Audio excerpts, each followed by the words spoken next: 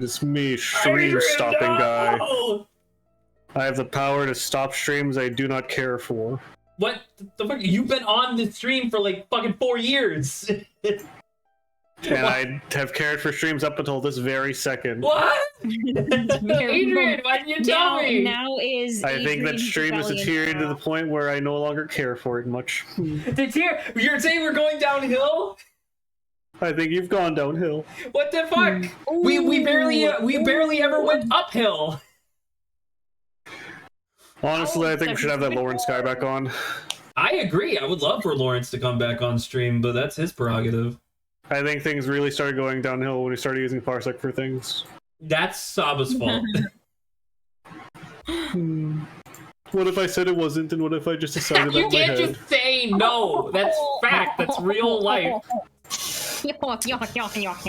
In fact, what if I said that the dollar has lesser power across the world right now? What? No! the whole global economy just collapses. It's never mentioned, but stream stopping guy also has the subset of being able to just manipulate reality at will, but he mostly chooses to stop streams as He mostly just uses it to stop streams. Yeah. What a fucked up superhero. There was a hero. Well, yeah, sorry, I guess just super being villain maybe.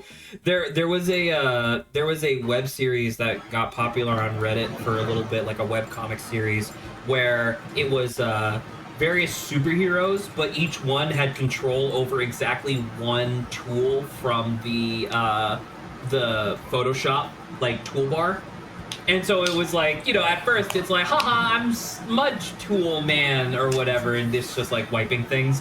But like the thing that I thought it was fine. I thought it was like a solid 7 out of 10 overall. But like my favorite part was like not following the comics for like months and months on end, and then randomly I would see one hit the front page, and like it was like an apocalyptic scenario where like apparently Lasso Tool Man went insane and had started deleting giant swaths of the planet like all at once, and I was like, what the fuck happened? Last time I remember it was like fucking Burn Tool Man got arrested, you know? So Stream Ending Man is very similar in my mind. Yeah. Yeah. Yes. Indeed. Okay. Trying to remember what we actually need to do. Yes. Oh, Jesus. Okay. Back straight into the game with clearly evil man who's got a fan blowing behind him. Truly evil man, there's a Hoge extreme dude, and there's Cresselia. Cresselia. That is just Cresselia. That is, I guess, another person for us to be like, that's not a person, that's a Pokemon that turned into a person. Man, I hate his bouncy hair. Zach, don't you know they call it a Hoge? Well, it's not coming out of the top of his head. Doesn't it not count? It's basically any single long strand of hair. It is a single long piece of hair. I will say, yeah, I guess but that so. seems very long and annoying to the point where it's like, if it's in my face constantly, I'd rather just snip it. Snip and snap. Well, he must have chosen to have it like that, because no hair naturally does that. It's actually not a hair, that's a parasitic eel. Oh my god. That's more reason. See, that I would be willing to believe, Adrian, over that he allowed that piece of hair to be in his face this whole time. Oh my. Sorry, I thought I was stuck in that corner because of Critter. Oh my goodness. Look at this bustling nightlife down here. Oh. It could be all yours for only 1 million Poké per hour. Per hour, holy crap. This So is do the they just end, call don't it need that. Poke coins? No, I mean, it's in the main ones, straight they're up always yen in the Poké Japanese. dollars. Yeah. Oh, reasonable. But I was like, didn't they say it like once in the anime or something that they said it was like Poké dollars or something? Something like that. They said in the episode where Ash beats the trainer, is like, all right, now give me 400 Poké. He's holding a gun to him. He's like, what? Why? And it's like, do it, or I'll call Officer Jenny on you. It's like, and she shows up like, yeah, but it's Poke Law that you have to pay $400 Poke Dollars also to get Poke Court. But I have to feed my family today. Looks like we're gonna have to go to Poke Benefits for that. Poke Benefits, the Poke unemployment line, the Poke Security Net, Poke Security, Poke Hacking. Just everything has Poke in front of it. Poke Hack into Poke Wall Street. And then when you have enough money, go to your local Japanese place, get some Poke. I was serve raw Magikarp. Poke. My question to you: in a world where Pokemon exist as it does in the game, I challenge Adrian. Okay. Both of us have our main Pokemon with Amulet Coin. Okay. Right. I defeat you. You have to give me money. Making a lot of assumptions here. I would beat you very easily. Sure. Are you sure you can handle my 12 Feebas? That's right, I smuggled in 6 extra Pokemon. How did you do 12? So my question is, does Amulet Coin just force you to give me more money? Or does it naturally somehow like just synthesize Poke Dollars after victory? I think once you defeat a trainer, they have sympathy, or they're like, oh man, I don't know, the unspoken rule of paying out the person, and they're like, your skills were so great, I have to give you more money for it. It's a reputation thing, right? So you go around repping the Amulet Coin, and then you have to download an app, and then you upload pictures of your defeated enemy whenever you win with the Amulet Coin, and the Amulet Network sends you an extra bonus money. Oh, okay, so it's a fucking pyramid scheme. Kind Holy of. fuck! Look how big Wailord is! Yeah. Oh my god! That's so cool, actually. Anyway, I'm still shocked that you think that whatever garbage team you could come up with could beat my team of 12 Feebasses. you know would defeat your you know what I would have that would defeat your 12 Feebasses? Each of them is level 102, by the way. Also impossible. It's still only no Splash. No, they know Tackle and Flail as well. Oh, okay. My team of 12 golden Magikarps would beat you just due to swag alone. Wow. Yeah, just learn to face defeat. Well, lucky for me, you didn't count on my ace in the hole.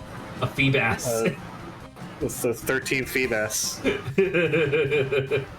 But this one also knows Rain Dance. Yo, it empowers the water type moves it doesn't know. Well, all my Feebas gain a speed bonus because of Swift Swim. Wait, what the hell?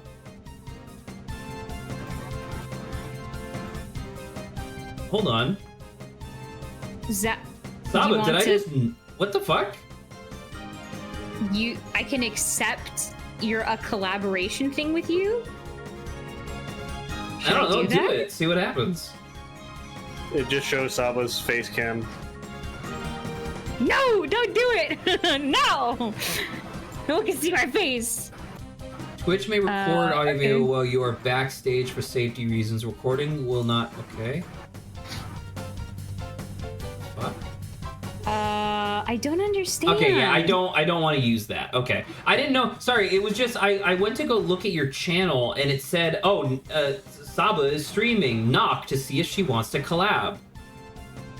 Wait, yeah, it says Dawn of with Obo Token. Yeah, there is a thing that I saw. Okay, so like there's something where you get in like a multi-call almost. So both people's streams are active at the same time, so you can kind of hear both of them. But this is like kind of complicated. So it's like if you click on one, you can go to theirs. But I don't understand how this fully works. So I don't know if this is the time to try to like figure it out. Yeah, sorry. I didn't know what the... Wait, so how the fuck do I leave? Oh, there was words right in your head. There's a time and place for everything, you fucking numbskull. I didn't realize. Stop trying to use the bike indoors. I don't even know. I don't even know. Yeah, never mind. Okay, well, I guess I'm just abandoning that for now. It also closed my stream, so I had to go back to my stream to to watch myself. Check yourself before you wreck yourself. Streaming together. Second, me being jump scared, Raheem, is the second best thing to happen on this channel. Oh, okay. Well, I'm sorry to tell you that, what is it? That I do have the recording for it. It's not public though yet. So eventually when I make that public, feel free to go check out me being jump scared. Giant That's really fun. Yeah, I figured the first best thing was that one Mario Kart stream. That Mario Kart stream where Saba just randomly decided to go fucking insane. It was a fun time. I'm sure it felt fun to you, because to me it felt like I was sitting in a room with a crazy person. Hey, you were having fun too. I gave good recommendations for some fun, challenging stuff on Mario Kart. It was great. I think I was just playing and you were just spectating, right? Yeah, I was spectating, but I was having a fun time. Well, I'm glad. Fun time. A fun time. Oh, I see a cat.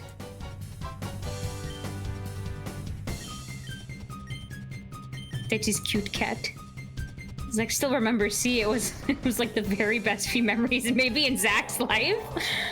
Dang, Zach, I didn't realize that was one of the few fond memories you had in your Who says that, entire Raheem? life. Yeah. The fuck?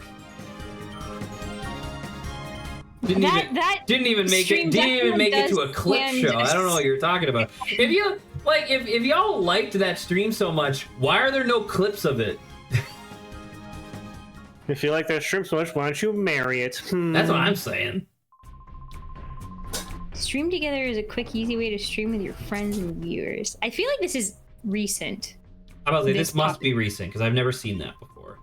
Yeah, maybe stream together is for fucking losers and dinkletoinks. See, us being in this call doesn't count as being us, like, streaming together. That's, like, not a thing. We're just existing in the same space. True. And chatting.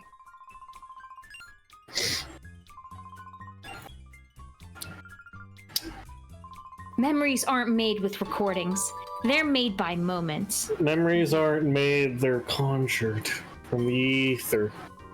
Luckily, I believe I still have that. I wonder if I made that video public. The Pokemon. I know Zach, you did, right? Didn't you record that? What? That one Pokemon, not Pokemon, Mario Kart stream. I mean, there's definitely a VOD out there somewhere. You could probably just go to the VOD channel and type and search for like Mario Kart. I think because that was definitely like a one-off. Like Oboe. Zach, if you had a personal container that no one would ever want to buy or rent for you, that only you would be interested in like using, what would it look like and what size would it be? Just a container? Container? Yeah, like a chest or a barrel. So I'm allowed to use it. It's just no one else is interested in it at all. Anyone can use it. It's just they're not interested in like using it or taking it for themselves. That's such a weird caveat. I'm just like, so hey, like you can't just make a solid gold thing and sell it because no one wants it.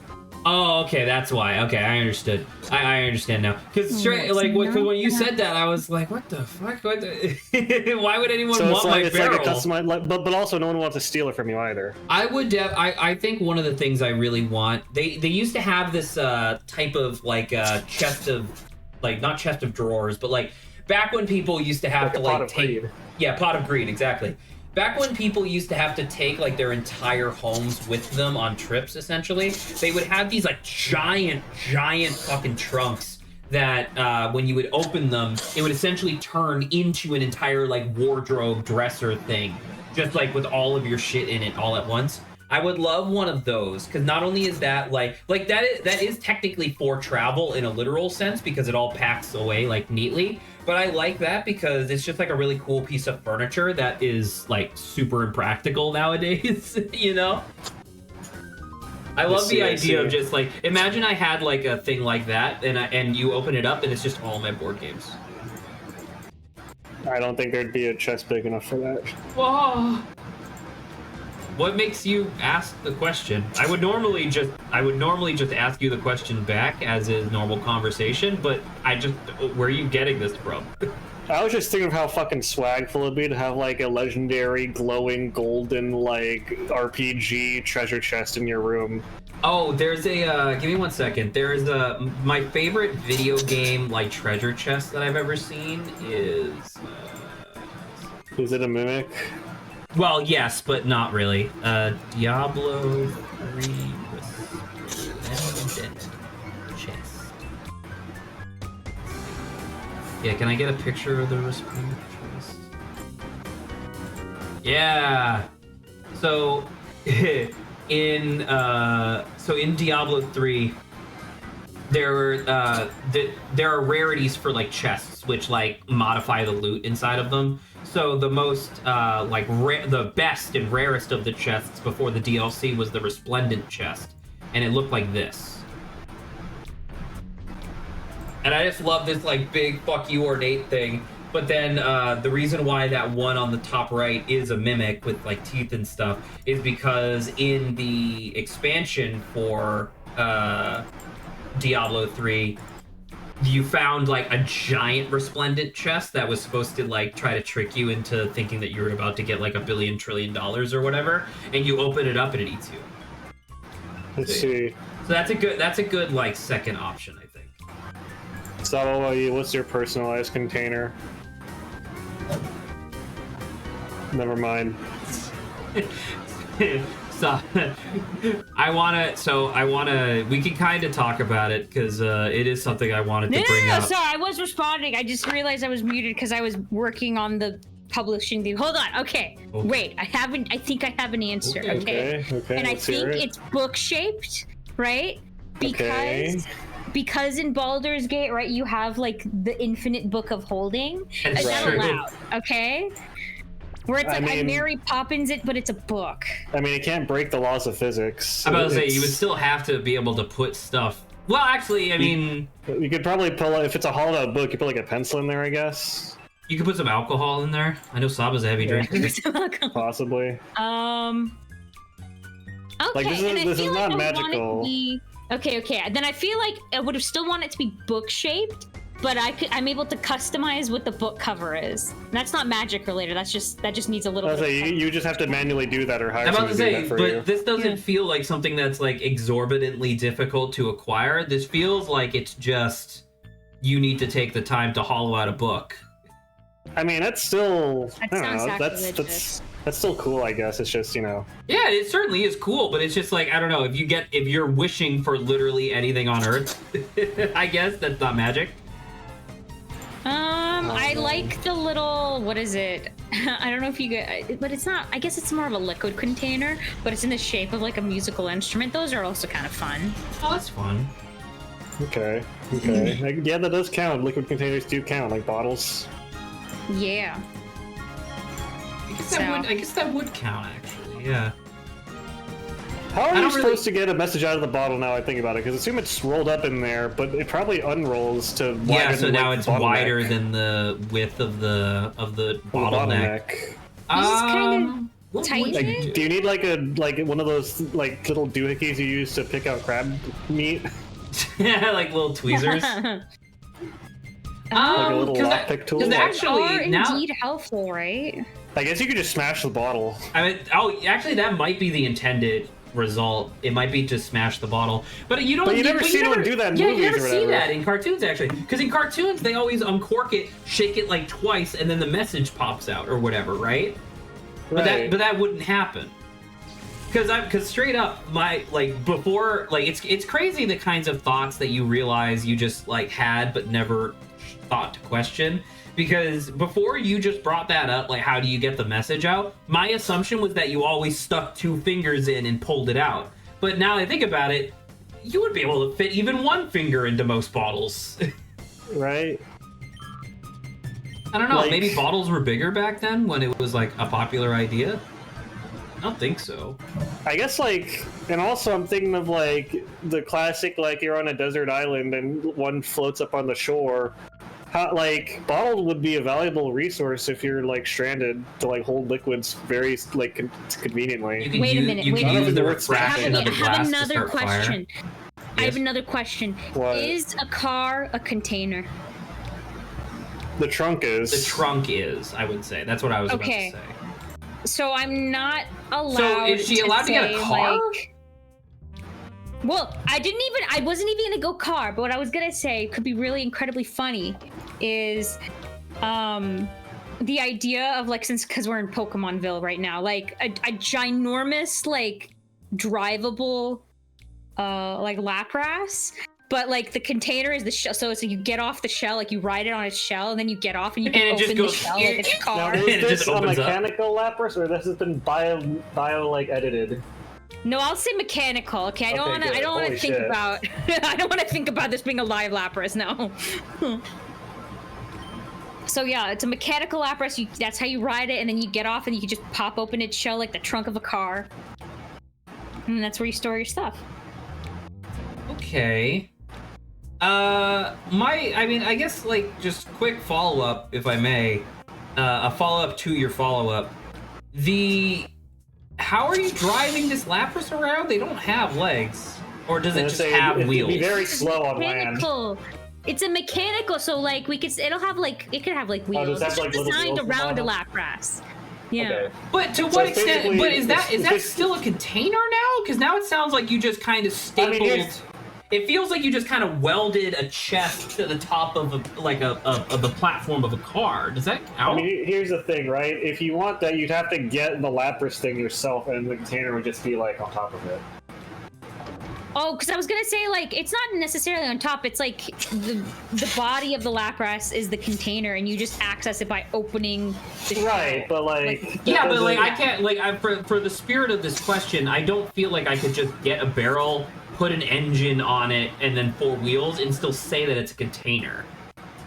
Well, see, that's why I asked the question if a car is a container. Right, and we said the trunk is a container. Yeah. Because although you can in fact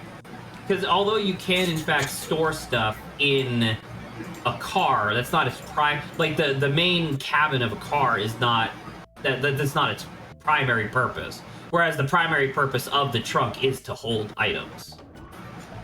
Understood. bodies, I Okay, guess. I also thought up the idea, like you just said, treasure chest. What if it's a treasure chest that you open, and then the first thing people see is That like gold kills you. coins? No. The first thing you see is gold coins, but psych, that's not what the actual treasure is. It's a false thing for people to see, and then you have like False top. oh yeah, but it actually has gold in it. So if people wanted to just take that, I guess that's treasure. What the So fuck it's are just a you? chest of Your decoy gold. treasure. So it's Yeah, it's it decoy must, gold. okay, so it's not real gold. It just looks a lot like it's like pyrite gold. Right, fool's gold. Fool's Could be gold. exactly, but then your thing is like underneath that, and you have a special way of getting into it. I mean, that's literally just a false top. You'd have to get the fake gold and whatever you want to store to yourself. I'm about to say, well, I guess so. Yeah, because the false gold, like the fake gold, would be because that's not also equivocally a part of the container. Like if it was unmovable, like if the false gold was literally just like Oh, it's like welded. an attachment. Yeah. right, then maybe. Right. But in that case, it'd be pretty easy to tell what's But the, real but and the what's false not. gold is there for the express purpose of being taken out as to be a decoy. Exactly. So I do kind of agree. I agree with the idea that you would have to get your own fake gold. I'm surprised that Adrian didn't want a bag shaped like the demon core. As like Actually, you know what? I changed my mind. That's actually a better. I actually want that. Actually, that's really good. okay. Ooh. Just like threatening to close it whenever. Can I actually change my answer? Because my real answer is obviously the trunk that I just described.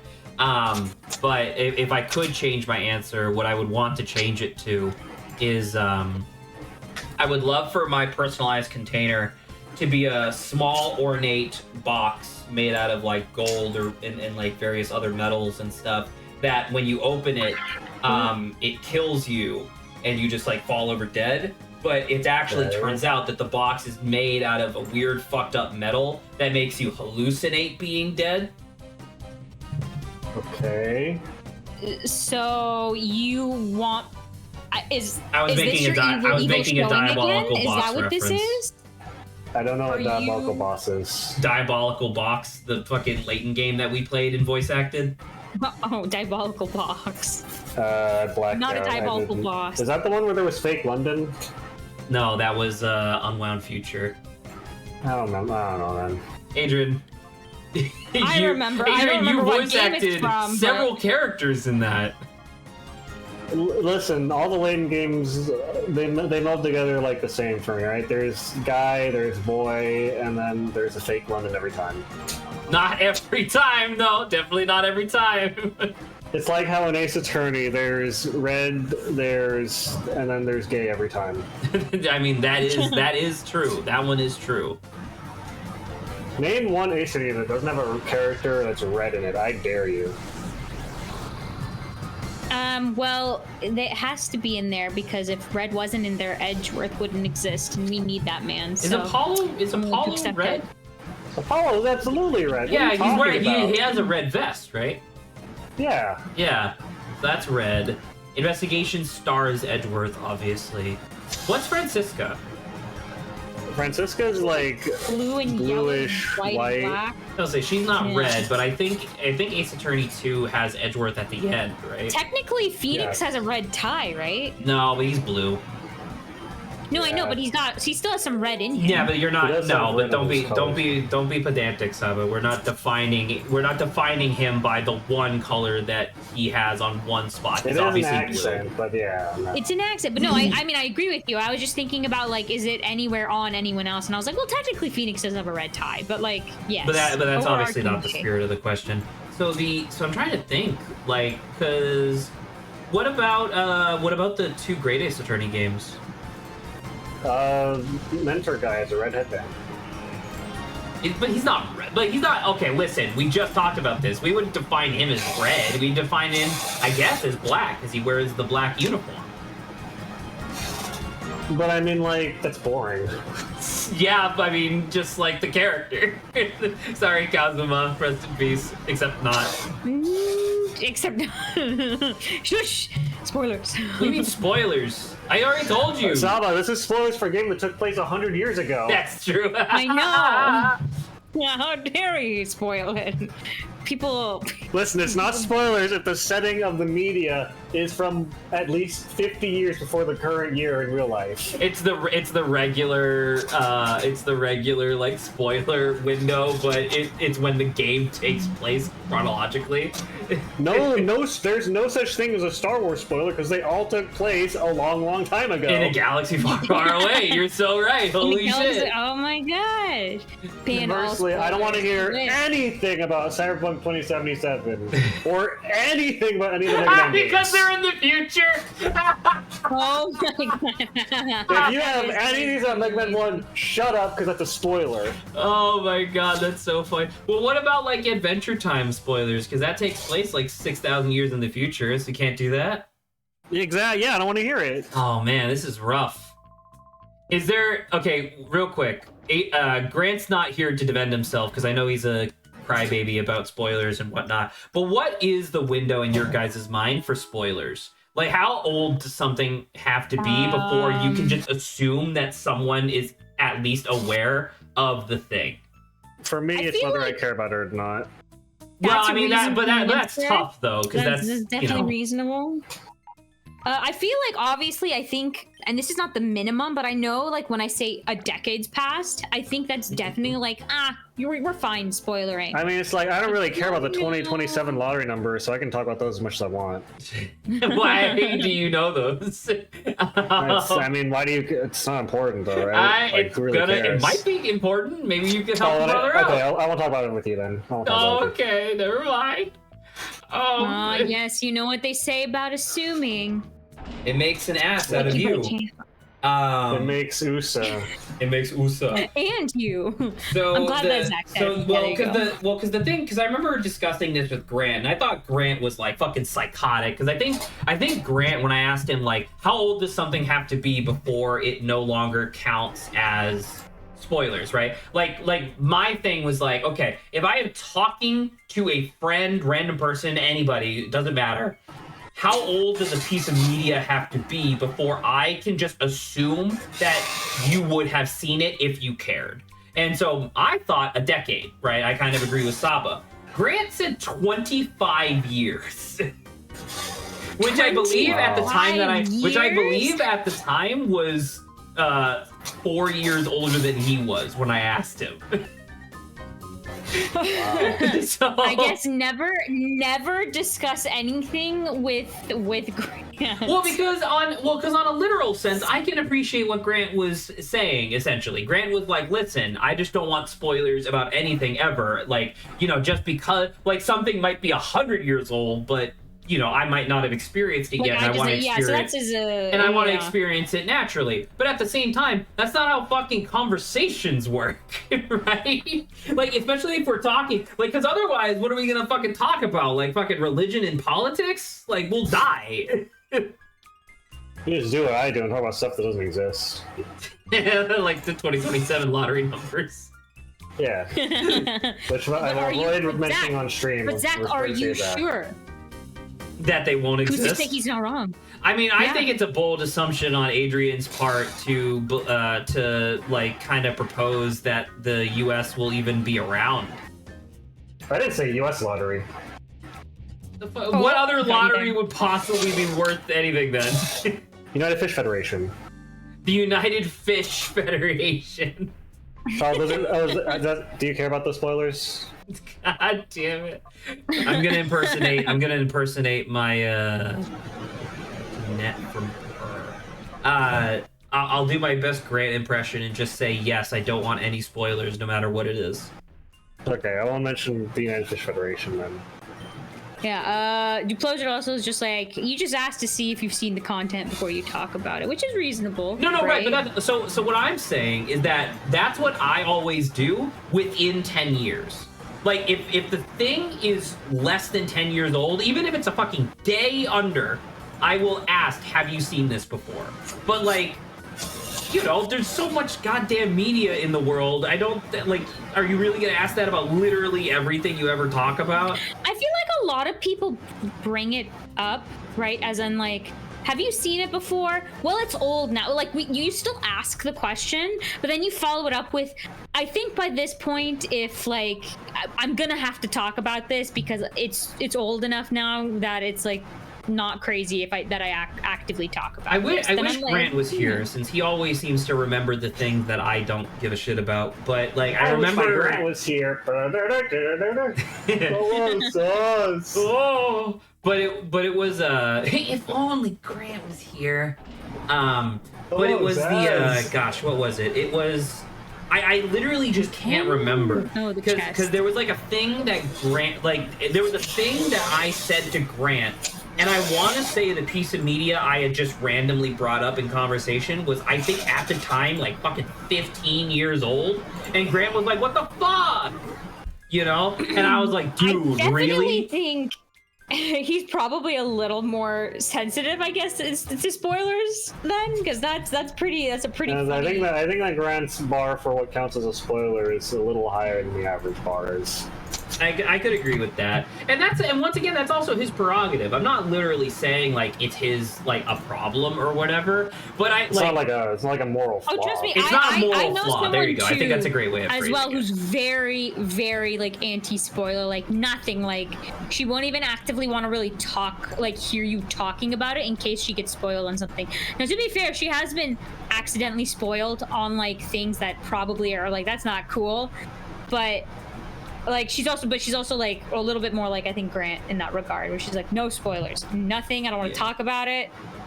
Because I mean, like I'll say on the flip side of this, I definitely have I definitely have too much of an inclination to just talk about stuff and forget that it's like, oh, that's like a spoiler. like, because you experience just way more media than the average person does. You watch more movies and play more games. well, I mean, I'm not the one who said it. You said it, but but no. I didn't say that was a moral justice. I'm pretty okay with spoilers, I think. Too. Because I think for me, a lot of I think my bar for spoilers is probably a little bit lower than the average person. Well, I guess, or maybe higher, whatever. But because for me, knowing the twist in fucking, I don't know, Sixth Sense or whatever, that's not the point of the movie. Well, I mean, it's the point of M. Night Shyamalan's movie because he's a talentless hack, but that's not the point of a film, right? What is it? Depending on how sensitive you are to the idea of spoilers, how can you ever watch a prequel? Right? Because I remember Dad and I were watching the Furiosa movie, which is a prequel to Mad Max Fury Road. Very good movie, by the way. Highly recommend, if anybody wants to watch it. It's very good. But I mentioned to Dad at some point, yeah, this is all really exciting and whatnot, but I can't help but feel like a lot of these scenes with Furiosa don't have any stakes because she is presently 15 in the movie, whereas in the sequel, as in the original movie, she's 28. So we know she survives this encounter, right? She probably just gets hurt along the way, but we know she survives. Now, is that a spoiler? Not really, because it's obviously just a prequel, right? But at the same time, does knowing that information, does knowing the outcome of this situation ultimately ruin it for you?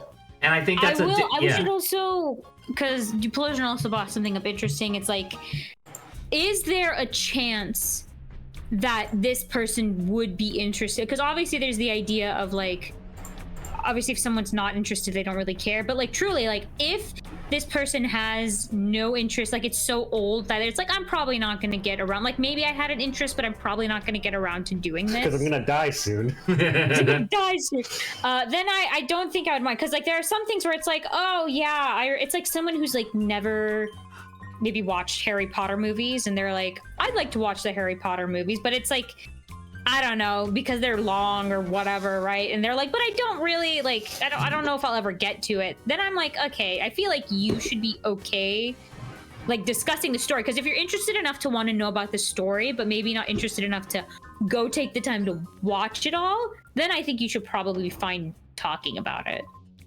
Yes, that makes, I don't know, because it's also because we're obviously delving into the realm of social faux pas at this point, where it's what is the average social acceptable response to this sort of situation.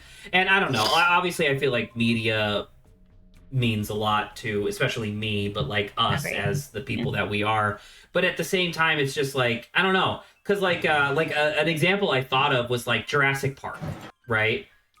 Can you even really spoil Jurassic Park? Not really, I guess. I guess maybe you can. Or E.T., right? Another Steven Spielberg movie. You could definitely spoil some stuff about E.T., but that movie came out in the fucking early 80s, I think, at this point. That motherfucker's 40 years old, and it's listen, if you haven't seen E.T. by now, I know there's a lot of shit to watch out there, but clearly you don't care enough. So the idea that you're suddenly caring enough to be spoilers is a little crazy, I think. I will say the on the other flip coin is what Duplosion said, where it's flip coin, where it's we're actively playing an old game right now. That's Pokemon true. Colosseum is old. But we're actively playing it. So if someone came in and being well, this game's old, so I'm okay spoiling, or I'm gonna spoil it. That's not fun, though. Because right, but I mean that would be the equivalent. That would be the equivalent of somebody actively watching a Harry Potter movie, and then you walk in from the other room and go, "Oh, Snape or Dumbledore dies." You walk up to the room and go no, see, I agree. That's not good. That's not great, because the person has now is in the midst of actively watching it. Right. You know. So because that's the equivalent of what we're doing here. We are actively participating in this. I guess I don't know, because I know 13 Sentinels has spoilers. So if somebody in your chat saw that on my schedule we had 13 Sentinels coming up and they just dropped in chat a huge spoiler, yeah, I'd be pissed. But also 13 Sentinels isn't over 10 years old. you know? Yeah. Like, I'm trying to think, like, what games came out in 2014 or earlier? There's a lot of games, obviously, that came out. Like Chrono Trigger, Mario I guess. Galaxy, I think. No, really? I assume so, because everything's. I guess. Oh yeah, I guess that would be Wii. I guess that would be Wii era. 2007, 7 years for 2014. God damn, that's crazy to think about. Because like Chrono Trigger, I know for a fact there are several things in Chrono Trigger that you could spoil, but that is certainly more than 10 years old. Would I be pissed if somebody in chat dropped a huge spoiler and like ruined it for Saba and Adrian? Yeah, I actually would be, because I think that game's incredible. So yeah, I think it is just a lot of like personal interpretation now that I think about it. I would also say, if you don't like know anything about it, like if I were to have like constantly been like drip fed like little other contextual bits and pieces, like not full spoilers, but like enough to like kind of figure like to be able to grip what's happening in the story, then I'd kind of be like, well, I don't know, like I kind of want to like know more at this point. I guess I could actively go search it out myself instead. Like I don't think I'd be able to play it, but I would probably go actively search it out instead, maybe just to learn on my own. But like if Zach really liked Chrono Trigger, I'd just be like, Zach, can you explain to me what the frick is happening here, because I've got questions. Yeah, I mean, which is fair, I suppose, in its own right. Can you explain what the frick is happening here, Zach? Zach, what the fuck is happening? What the deuce? What the deuce? So... Someone's yelling about something. Oh, you got the spy! Kill him! Eat his flesh! I think that my opinion at the end of this conversation is more or less similar to Zach and Saba. However, I do want to add the caveat that if you happen to have a particular propensity for being sensitive to spoilers, much like one certain Grant does, then it is your responsibility to, when you hear someone start to bring up shit like that, try to like interrupt them, and then for them, that's their responsibility to respect that. To then acknowledge and back off. That I think that's fair. Like, it's kind of frustrating at sometimes, just because it's like, oh, like if I want to talk about something, like I like with my friend, like let's say like she wants to play Baldur's Gate, and I'm like, okay, understand, I'm not gonna spoil anything, but I still want to actively like talk about it in some kind of way. Like I'll try to maneuver the conversation to be like, well, the stuff that everyone knows, like everyone knows there's like 3 acts to the game or something like that. Like I'll talk about, yeah, I was like that, like that's just basic structure of the game. Like, that's fair. Like I'm in X act and it's not going well, or like I'm in like I haven't been able to do like blank, or like it's been kind of hard for me playing it. Like I'll talk about it like this, like and like once again, fair to her, I guess. Even then she's like, I really am cautious, or like I don't even think I want to listen to you because I still feel like you'll spoil something, which I'm like, okay, fair. So it is a bit of a bummer, because then it's just like, oh, I'm really excited about this and I can't talk to you about it. Like specific, so, like to kind of building off of that a little bit, specifically for something like Baldur's Gate 3, and I'm not saying Baldur's Gate specifically, but just like things that are that complex, like that's a really hard one to, because you literally wouldn't be able to talk about anything. Right? Because anything could be interpreted as a spoiler. It's an unfortunate thing, because it's like, oh, this is something that's actively happening, but because you're not going to get to it until later, I have to like, I can't share my enthusiasm with you. I mean, Saba, I'm straight up here to tell you that I've been wanting to talk about some stuff in Act 3 literally since we started our co-op campaign. So like I know exactly what you're talking about, yes. So spoilers in my book are just one of the few things that you have to be careful about, especially when it comes to major plot points. Remakes and ports are also kind of a gray area. You know what I just thought of? Sorry, and I do want you to respond to, I forget the name of your chatter. Think about it. Do you think that being careful about spoilers is of a similar mental like position as trying to make sure you don't accidentally offend somebody? I mean, it literally is that. Spoil someone is to offend them, so Actually, yeah, I guess you're right. I never straight up didn't even consider that spoiling some. Well, is that offending them? Like, are you insulting them by spoiling it? You don't have to insult someone to offend them. You don't? What does it mean to offend somebody? Like Cliff, I was gonna say, people can find things offensive without you necessarily. There's two people talking in one ear. I need someone needs to stop, and then the other one needs to talk. People can find things offensive without you seeking to insult them in the first place. And let me give you an example, Zach. Okay. Cliffhangers are not insulting to me personally, but am I offended by them? Yes, I am. This feels like a squares are rectangles, but rectangles are not squares conversation. Probably. Okay.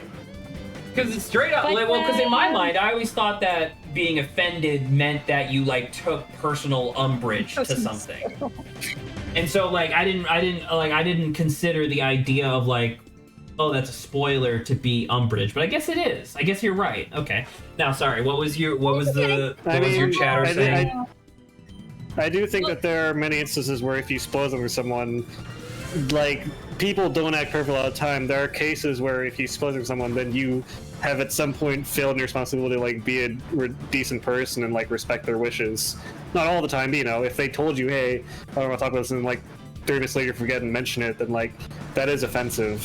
So it can be, I think. Okay. It's definitely a bit hurtful. Like, I will say, it's a bit of a bummer. It depends on how close someone is to like the thing you're spoiling as well, because some of it is like if I genuinely, if I don't care about something, I'm like, I don't care if you spoil me on it, because like it may be really interesting, but I'm never gonna actively pursue it. Like I'm never gonna like, okay, I guess the example here is like, imagine if Alien Isolation had a very interesting narrative plot.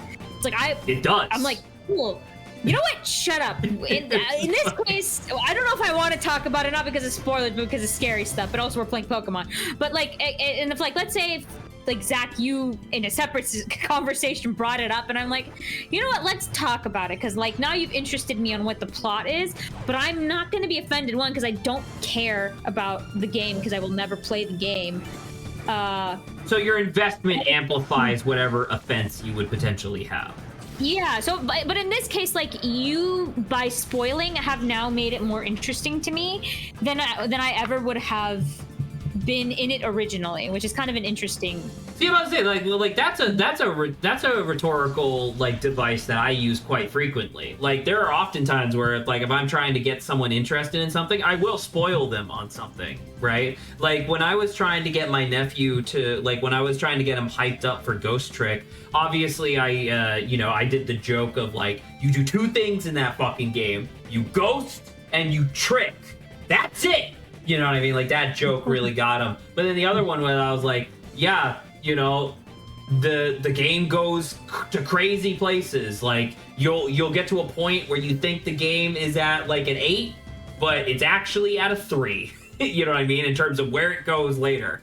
And now, once again, I feel bad because this is like, Grant's not here, but I feel like if Grant was my nephew and I said that, he would be like, that's spoilers. Right? Because then I'm not as surprised. But it's like, yeah, but I'm trying to get you interested in the thing by telling you how crazy it gets. You know? I mean, I feel like in that situation, if Grant's your nephew, you know your nephew, and if you're like, okay, well, Grant, my nephew, doesn't like when people spoil them, even if I'm interested, so I'll just say, hey, there's this thing, and then probably not mention it to him. Yeah. Like, if Grant was my nephew, I just wouldn't spoil him on that, and we probably just wouldn't have played Ghost Trick. I need a clarifier here, okay? Because, let's be honest, a synopsis of a book, can that be classified as partially a spoiler? Yeah, absolutely. Well, it depends. It depends on how good the synopsis is, because typically the synopsis is supposed to just be like the intro and the premise. Where it's like, if you don't know the premise of a book before reading it, you need to go outside. You need to stop reading as much. Well, this is the question I'm asking. Like, are we like, because there's levels. Because if I imagine what you're doing is like, you're almost synopsising a little bit the experience your nephew's supposed to have with like Ghost Trick. I don't know if I would classify it like a spoiler. Because like the premise of Ghost Trick is that you're ghosting and you're tricking. But then, like, explaining the intro, I didn't really do that because I knew the intro was really strong. So I just wanted to experience it. And also, you were kind of just being like, you were describing the experience you had with the game. Like it goes from a 6 to a 3 or 4 to 5. Like it's I don't know how much that also counts as a spoiler, because it's like you just being like it's way more interesting than you'd think. Like you're not actually revealing any information. There's a difference between synopsizing and trying to advertise a game. The Dogger. Sorry. Well, I think that's like the difference to what you were saying, because like. Oh and also, my like, God! Their names are Cloak and Dagger. Fun. Sorry. Please continue. But so level of spoilers. So like I would say I don't know if my friend goes a little too far by being like, and I understand maybe lack of trust. Okay, I get it. But maybe I'm like, okay, can we at least talk about like. I'm like, oh, I'm enjoying the game. I'm not enjoying the game. Like that kind of stuff. I wish was a little more okay to discuss. But I understand level. There's a lot of information, at least in the Baldur's Gate thing. There's a lot of information. Baldur's Gate is particularly frustrating to like avoid spoilers for, because literally everything could be a spoiler, right? The only thing that's it's a massive, huge phenomenon and hit right now. Very true. So the sorry, what was I gonna say? Adrian, you're familiar with Woolly Versus, right? If I remember correctly. Somewhat, yeah. Somewhat. Woolly Versus is one of those people that kind of boggles my mind, where he will straight up, like he will see the reveal trailer for a game and then nothing else until it comes out. I understand. The reveal trailer has more spoilers than like normal, though. So his thing is that, so like his argument that he's made multiple times, like on stream and stuff, is like, well, the reveal trailer is supposed to sell me on the game, right? Like it's supposed to be like, hey, this is a game, get interested, right? So whatever they show, I'm going to chalk up as essentially just like the price of admission to getting interested in this game, right? I do not watch any marketing material beyond that, because I do not want to get spoiled on the game. I want to experience it as purely as possible. So essentially, if he's not interested by that initial reveal trailer, he just will ignore the game and wait until somebody that he respects recommends it to him. Because that's how he plays like 90% of the games that he plays on stream, is that like he will ignore all of the recommendations that his chat gives him, but one day like a random dude who he meets at a con that he like vibes with will be like, yo, you should play the Halo franchise, it's really fun. And then suddenly Wooly is doing a full series playthrough of every Halo game. You know what I mean? But anyway, the long and the short is like that was just another example that I wanted to bring up of like another like personality that exists on the internet of like, you know, I'm going to experience just one thing, and if it doesn't sell me, I forget about it. That's how I treated books when I was in high school and middle school, elementary school. I was like, if I'm not interested in the first 5 pages, I stop reading it because I don't care. The book has failed its attempt to woo me over. 5 pages is crazy. Is that hyperbole or is that real? I might have been less. What? I did not like reading. I was forced to read 200 books. Okay, well, not liking reading is obviously the modifier here. Because like I had something similar, but mine was like an entire chapter. I was forced to read 500 books in 1 year in kindergarten. It made me hate reading forever. Yeah, I can see that. I mean, they do the exact same thing, trying to get kids to stop smoking cigarettes. So they make you smoke 500 cigarettes in 1 day.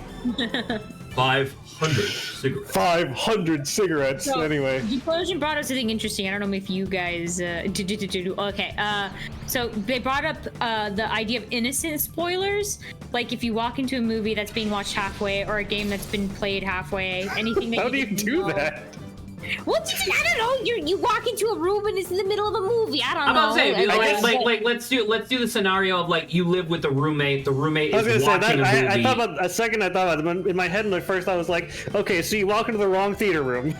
like at the cinema. No, it's like you hear someone like screaming or crying or whatever. You walk into the room and it's the end of like Final Fantasy VII. Okay. And stuff like is happening, and then like they're describing, or like you see what happens. You're in your room and you hear your roommates bumping uglies next to him over, and you hear one of them shouting, "I'm gonna come!" and you shout back, "Spoilers!" Spoilers! Is there more to this thought, Summer? Because like the idea of innocent spoilers. Yeah, anything that you didn't know that they know is innocent since you're choosing to still watch. I mean, this literally happened to me multiple times walking on Zag and Lawrence jerking into JoJo Part 3. It's good though. Also, Janine was there. Hence, you were jerking it to it. Janine was there. I guess that's the innocent spoiler. So, like, you walked in and then you continued to watch it, and then you're like, oh, this is kind of interesting having, like, been in, like, whatever 4 or something. I mean, my thing is that I didn't really care. Yeah, so Adrian didn't care because he's a prick. But I don't care because I have taste. Very incorrect. I've seen what you draw. Oh, well, what have you drawn then? I draw big boobies! Figures. I'll give another example. So, like, Duplosion watched Deadpool 2 before 1 because, like, his sister decided to be watching it. Yeah. Sure. I mean, okay. Well, like, that's not... Well, okay, so, like, okay. In the scenario, just in my head, I'm imagining, so it's like, okay, your sister was watching Deadpool 2 in a public space in your home. That was, like, it is not their responsibility to double check with everybody in the home, hey, does anybody care about me watching this movie or not, right? Because it's a public space that's just part of, like, the implicit agreement of living in a shared space with other people, right? Now, is it spoiled? Yeah, because there's a lot of references in Deadpool 2 about Deadpool 1, and if you go back... I mean, Deadpool 1 is still incredible, obviously, so you should definitely watch it. But, like, there's a lot of stuff. There's a lot of connective tissue between spoiler, I think makes sense, where it's like... It's innocent in the way it was. No one was actively talking to you about it. It just so happened to turn out this way. Yeah, it just so happened, okay. So now, so the innocent part makes sense, I suppose. Yeah.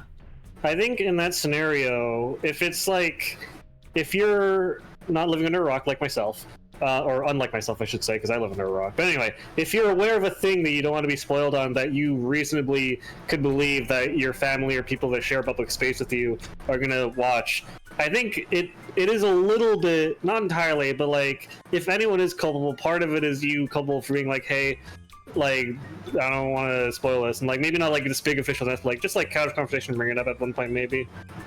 Sure, that's the most culpable I can think of someone being in this scenario. I'm about to say, just like, you know, like, if it really matters that much to you, you like, just letting people know is like totally reasonable. I can see that. Right. I don't think that you necessarily have to do it, but if you have to find someone to blame in that case, I think that's them. Yeah. I'm about to say, like, in the Duplosion scenario, it's definitely not like the sister's fault, right? Unless the sister knew specifically that it's like, oh, I'm gonna watch this so that way Duplosion gets spoiled. Well, Duplosion, if you... I mean, maybe because I know Doctor Who's kind of old and old. I know they're still making seasons. Watch the Matt Smith series. That one's so good. But like, if you weren't interested in Doctor Who, maybe, I don't know, maybe your sister's enthusiasm, and even though she's talking about the story, maybe that'll make you interested. Because sometimes... Alternatively, if you're interested in Doctor Who, maybe you're British. Maybe you're British. Hey, I will say the Matt Smith season, which I think was like 11 or something like that. I think it was season 11. Everyone likes 11 and 12. That one takes place primarily in the U.S. Just saying. Very cool. I have a question. Okay. Yes. What is the weight of the sun? I don't know if it's I don't know. That's an 4. But no, that's what I say. What is? I don't even know if this is a question, but like, how? Because there are some people who can be spoiled, right? But they're spoiled. They'll go watch whatever it is, again, right? Or like from the beginning or whatever, right? And they'll take away enjoyment from it still, right? I wonder, like, how vast is the difference between the enjoyment being taken, not being spoiled, from being spoiled? Because there's some people that as soon as they watch something, they're constantly just thinking about the fact that they've been spoiled about it, and that ruins their enjoyment of it. But then there's the other people who still enjoy it even though they've been spoiled. Like, I wonder, is there a way to bridge these two people? Like, why is it that just because this moment I will say from my personal standpoint, I will fully watch an entire like Red Letter Media review of a movie where full spoilers, they talk about the plot and all this stuff, and I'll still watch the movie and enjoy it immensely, right? So it's like, I'm definitely in that second camp. And your question of like, how do you bridge the gap between these two different groups? It's not that I don't think you necessarily can. I think it's just like, I think the novelty of experiencing something for the first time means a lot more to the people in Group A, as opposed to just the experience of like encountering this thing at all from the people in Group B, I guess. Right. I do wonder how much the crossover is of people who like really value that first time. Like, what percentage of people also like rewatching or replaying things they've already experienced? That's a great question. Actually, I don't. Are any of us in Group A, by the way? Any of us in chat? In the call? I don't really care about spoilers that much. Yeah, so you're probably unless it's something I really care about, but otherwise not really. Like I'm JoJo. probably in the same group as Incorrect. in the words of Zach, I fucking hate JoJo. I fucking hate JoJo. Like whatever the video I sent you, and you're kind of like, Saba, this is spoilers for, and it may just have been a joke, right? Totally fine, because it's just a setting or whatever. I don't right? even remember what video. It was the thing of like someone being like in Italy and they're like in front of this fountain. They're like, wait a minute. Oh yeah. It was a reference to JoJo's Part 2. Yeah. Yeah, and I'm just like, okay, I think that's fine. Even if I like know that, it doesn't really matter because that's just the setting as well. It's not like a giant spoiler, but I thought that was amusing that you were like, stop a spoiler, and I'm like, what the hell are you doing? That was mostly a joke, but it was more along the lines of like, you need to watch JoJo. Not because you need to, like straight up, if you had never told me, yes, I will watch JoJo, I would be less inclined to be annoying about it. Because it's not the fact that you haven't watched JoJo, it's the fact that you said you would watch JoJo 11 months ago. And I haven't done it yet. I know that is bad on me for sure. Have I watched more JoJo than Saba has by proxy? 100%. I don't think I ever acknowledged JoJo until like Zach came into my life. I was like, JoJo exists. Same. But then Zach's like talking actually. about it actively. I'm like, okay, now I actively have to think about JoJo. I mean, have you been a roommate with Zach? I wasn't there for a lot of that time. No, I was not. No, but she listens to me talk a lot. I was like, if you were a roommate with Zach, you would have watched as much JoJo as I have. That's very funny. Deplosion says I always try to look on the bright side at least. I don't know how it happened, even though I know it happens. Example being if a villain suddenly joins the party as a main character.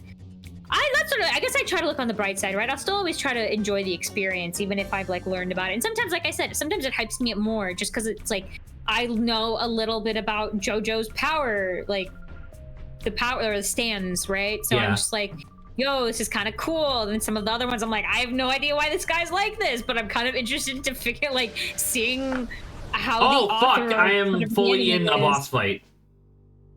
Oh. Wow, her animation is insane. Oh yeah, Delicati makes a lot of sense for this lady. Bayonet also makes sense, funny enough. So, JoJo at least isn't as long as One Piece. Like, there's also that. One Piece is so long. I don't even know. Just be like, can you even spoil One Piece? Just spoil me. No, you could definitely spoil One Piece. It's still ongoing. Yeah, I know. I mean, so is a JoJo, to be fair, but yeah, you're right. But I don't think I would be mine to be spoiled, because even though I'm actively interested in maybe One Piece, I am not actively interested in the amount of time it would take to watch that. So holy fuck. I do think they're like, please spoil me, because I will not like do anything about this otherwise and actively search out for it. I do think there is something to be said about like the relevance of the spoiler too, like how central it is, because obviously movies, they don't have nearly as much fat as video games can have just from side quests. Very true. Because they wouldn't have the time, but also like, and Yakuza spoilers actually, I don't know if Saba cares about them. No worries. I'm sorry, you mean Like a Dragon? Whatever. I saw someone talking about it, and they mentioned that what's his face, the guy with the eye patch, Majima or whatever. Yeah, I think Goro Majima. Someone mentioned they were talking about like, oh, there's a part where Majima like runs a construction company, but that's not relevant to the plot, so it's not a spoiler. And I was like, is it really not? I don't know anything about Yakuza, so I couldn't gauge, but like, well, is that really not relevant to the plot? It seems like a significant thing about the character. I'm thinking about him from like Yakuza 0 and stuff, and it's like, no, not really. It's not really. Yeah, I was about to say, him owning a construction and working in construction a little bit doesn't really matter. I mean, it matters in the sense that like that's why he's in organized crime, or like that's his connection to organized crime. But you can just put two and two together just intuitively. I was gonna say like that. But, like, if you don't know any about the series like I didn't, you would think that, oh, well, that's his job. That seems like it'd be pretty important. But apparently it's not. Nah, because it's, I mean, that's why it's called Yakuza, right? They're so the jobs that matter. Yeah, the information. Yeah, I'm about to say, because you are on the outside, so obviously you wouldn't know. But as somebody who is familiar with Yakuza stuff, none of that shit matters. The only shit that matters is that they're in the mob. That's it.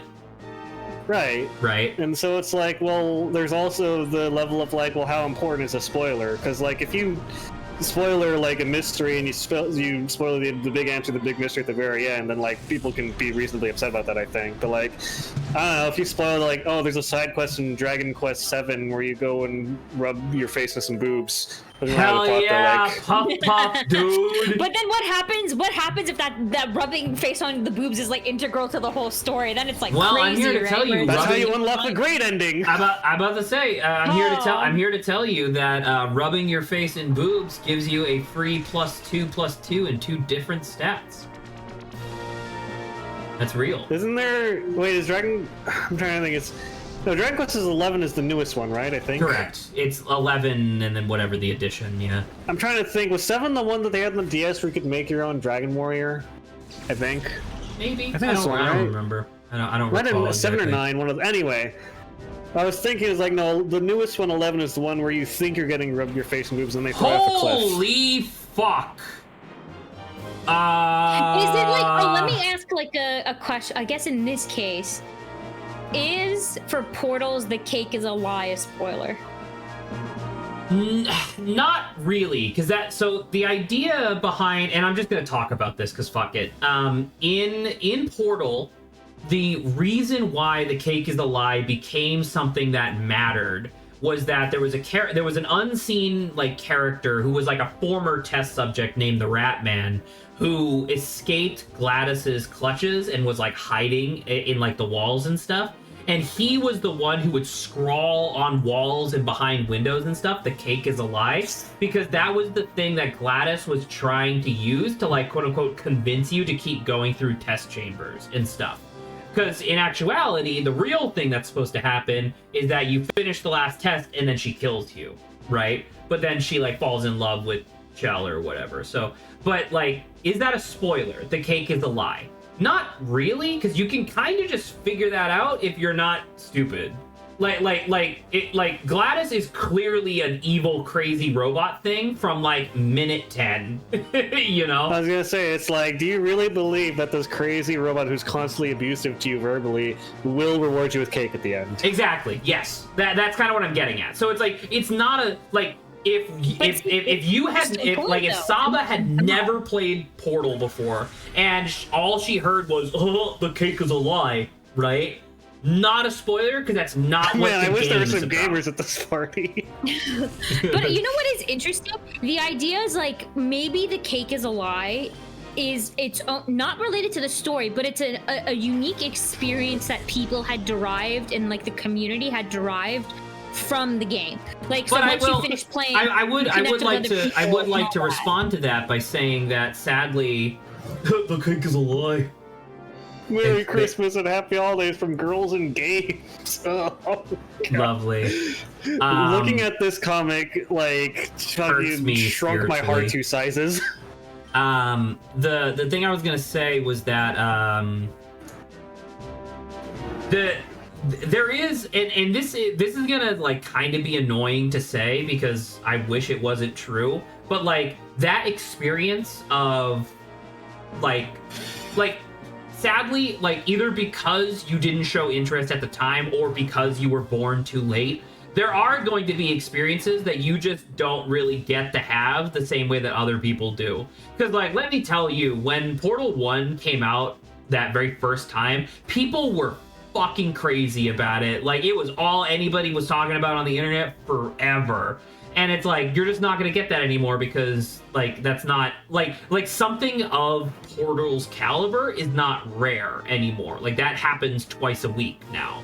So it's like you don't really get that same thing, I guess. So in terms of like the cake is a lie, like sure, your experience of like experiencing like, oh, what does cake is a lie mean? Like figuring that out for the first time. That's kind of like, once again, this kind of ties back into that idea of like it's already been a decade, where it's like you should have played it sooner, I guess, you know?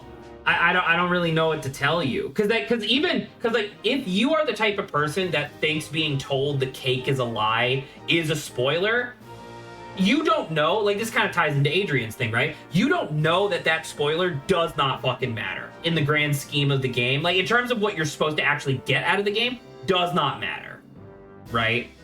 But how would you know that? Yeah. Of course. Mm-hmm. So. Yeah. Kill this motherfucker. Oh, come on. You slash his ass. Slash him to fucking death. Slap him. Yes! Slap him.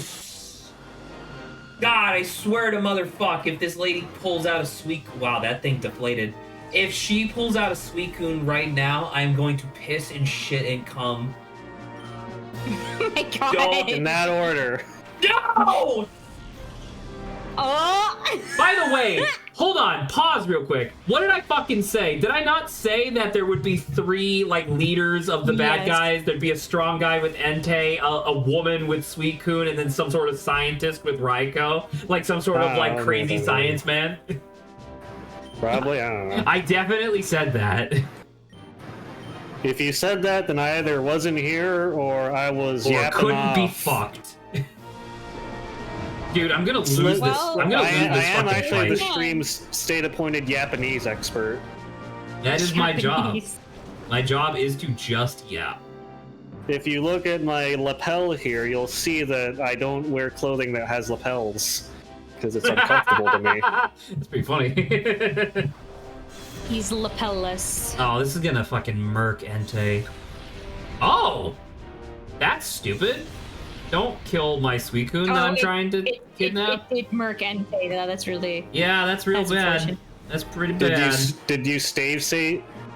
I save stated, but not before I started the battle, sadly. Okay. So I think what I'm gonna try... I think what I mean to say is I save stated in battle, so there's no like I can't edit my team really. So I think what I'm gonna try to how are you doing on Pokeballs? I'm still doing fine. So what I think I'm gonna do is I'm going to try to confuse Ray Steelix. Don't kill yourself. I just slashed your ass. Zach is a suicide negotiator for the cops. Don't do it. Don't kill yourself. I mean, hey, solid advice to live by. Oh, my God. Okay. Now, how the fuck do I... Like, status helps, obviously, right? But how the fuck do I do this? Do I have...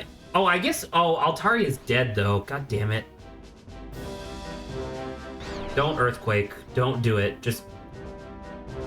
Don't eat my sandwich. Or Taunt. Okay, that's fine. Taunt is fine. Okay. Cool. So I'm gonna do another save state here, and we're straight up just going to try to raw dog capturing Suicune. same thing as before. Just kind of looping through time. Calling Man, that was a favor from Celebi. I was not planning on having such like a in-depth conversation about like the nature of spoilers. I like that conversation, though. And and Grant wasn't even here for it. And Grant wasn't even here to defend himself from anything that I said about him. True. I really like the part where you called Grant an N-word repeatedly. I did, it's true. What's the Asian equivalent of that? For Grant specifically, never mind. I've said it for extreme. Don't do it. You almost got me there, Zach. Ooh. Suicune dead? Oh, I want to talk about the fucked up dream I had recently. Sure, go for it. So this is my Vsauce God dream sequence. It was a normal dream, as in it was just incomprehensible bullshit just happening to me for like the first, I want to say like 2/3 of the dream, and then the last third of the dream, I saw this advertisement that was like, it was like a YouTube ad of Vsauce being like, hey, would you like to gamble to experience godhood at no risk to yourself? All it would need is 30 minutes of your time, and no cost at yourself. And I was like, fuck it, I got nothing to lose. So I went and met up with Michael from Vsauce at this place. It was like some side. It was like, great. Like, I've tried this with dozens of people before, and it's worked plenty of times. All you need to do is follow me in this elevator. And I did. And it was like this golden elevator. And it was like first we had this really, really tall, like, futuristic sci-fi building. It was like gleaming chrome. We went inside the building, past a convenience store, in this golden elevator. Inside the elevator was myself, Michael from Vsauce, and this random kid I didn't know, who was like idyllic striped shirt, like little propeller hat kid, just missing a lollipop basically. And then I looked at the panel and it was like some incomprehensible dream bullshit. Michael pressed some buttons on it. And he was like, all right, up we go. And then the elevator started going up and we just stood there in silence for several minutes. And then I was like, so... And then the elevator started shaking violently. And then Michael just looked at me and was like, all you have to do is pray that any merciful God in the world will save you from this and grant you the power to save yourself. And I was like, what? And then the kid in the elevator started crying and like was getting really scared. He was like, oh, I'm gonna die. And I was like, what? And then I was like, it's no risk to yourself, just do it. And I was like, and then I remember like getting on my knees and like just in this elevator prayer, like, please God, don't kill me. Please God, just give me the ability to save myself somehow, some way, please. And then I remember like crying and like this elevator shaking so violently. I was scared I was gonna like get launched out and fall hundreds of feet down and die. And then I looked over and Michael was gone. And then in the blink of an eye, it transferred me from like this golden elevator to like a storybook world. Where it was like my house, but rented like a storybook in like an artsy story style. And I just heard Michael's voice ring in my head, just ring like, your wish is granted. And I was like, huh? and then I was like, I went, and then I knew in my heart, I was like, okay, well, I guess I just made Michael my patron deity.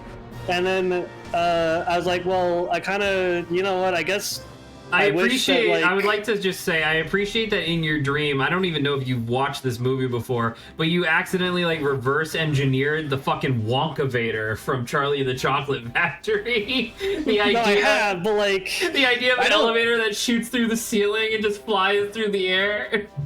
But like in my head I was like, well, I wish there's nothing in this room, I wish my stuff was here, and my stuff appeared, and then I remember Michael in my head just being like, your wish is granted, and I was like, oh, so I guess Michael just grant whatever wish I want.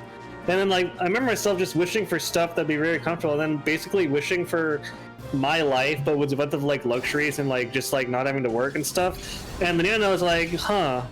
And then in the dream I was like, well, the power of me desperately wishing for something was able to give Michael from Vsauce godhood, basically.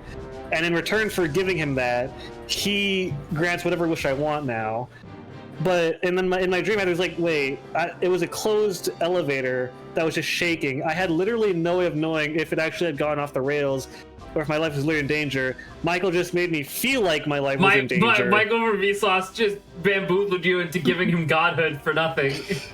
And then eventually I woke up from the dream and I realized, like, wait, Michael wasn't pleading, like Michael was banking on the construction of my dream self being so scared that my dream reality rules bent and warped to give him godhood. And then I was like, in the real world, when I woke up, I was like, was that... I wasn't aware I was in a dream. Was that dream Michael aware that he was in a dream? Did that dream Michael know that he was in a dream and he was manipulating you to get godhood? Because the way he advertised is like, oh yeah, there's no risk at all, and if it doesn't work, it doesn't work, it's fine, there's no danger, no cost, no nothing, and I've done this plenty of time before, and I'm like, was that dream Michael like a mystical dream figment traveling from dream to dream to acquire godhood? You were visited by a fucking fairy. I was visited by like a dream deity, and I'm pretty sure it's like Michael from Vsauce. Yeah, I'll say that was Morpheus who manifested in the form of Michael from Vsauce. It was a fucking crazy dream, and I was like, I didn't realize it was a dream, but Michael did. He knew. Oh, that's pretty funny. I like that. And the thing is, not only did he know it was a dream, he managed to get godhood and basically like what's the term? like, what's the term when you know you're dreaming Lucid and dreaming. you can do stuff? Lucid Yeah, dreaming. he basically managed to lucid dream without waking me up and without me realizing I was in a dream.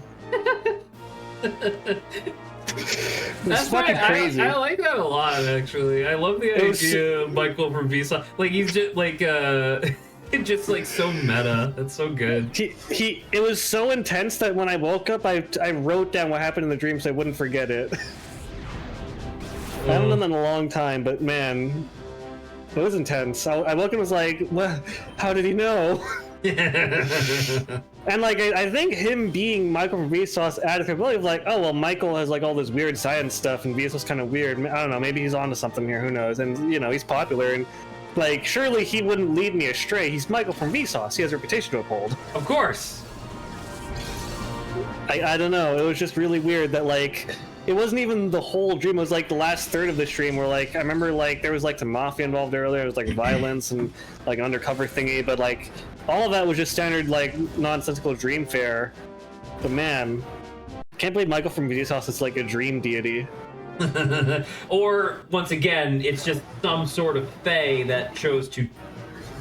Because clearly you had a high opinion of Michael from Vsauce, so I think he's Michael from Vsauce. So I think whatever entity this was tapped into that part of your brain and decided to manifest as Michael from Vsauce, knowing that you had an innate sense of trust.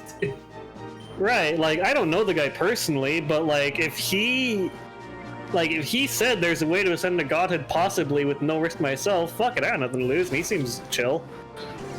By the way, in that initial ad that you responded to in the dream, did the ad specifically say that you would ascend to godhood, or that it's just like a thing?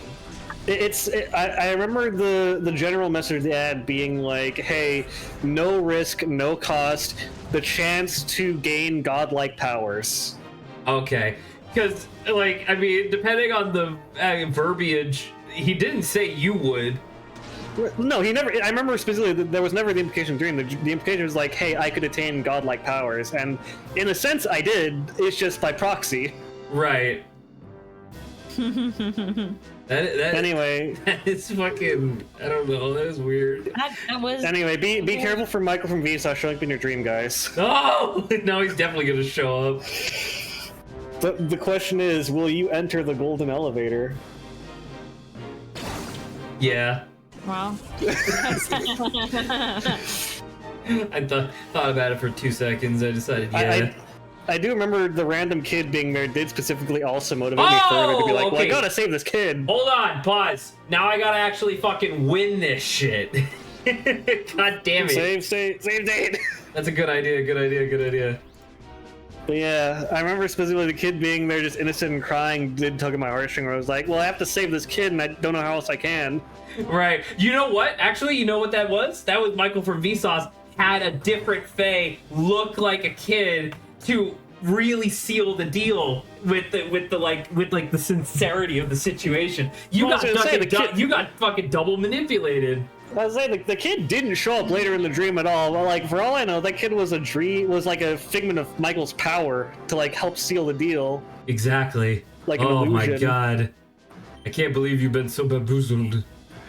I mean, you say I was bamboozled. I feel like I got a pretty good deal out of that. Right, but you did grant. Oh my god, Steelix is steel ground. I forgot. He's weak to water. Okay. Wait, I think that means I just won. Maybe that was our last Pokemon. It's crazy if she had a second ace. Yeah, that's besides Suicune. That's true. See, look at this animation. She twists one way and then her dress twists the other, and it's like, wow, that's crazy. How dare you? They just ran away. All right, all of my shit is. Oh, it's all healed. Okay, perfect. I got a quick question that popped up into my mind. It's definitely not as cool as Adrian's Vsauce godhood, wish deity thing. But I was thinking about it, and I was like, okay, when you dream, it like happens in a specific state of like sleep, right? It's and I REM remember sleep, the specific yeah. state. Yeah, but it's like rapid eye movements. REM. Yeah.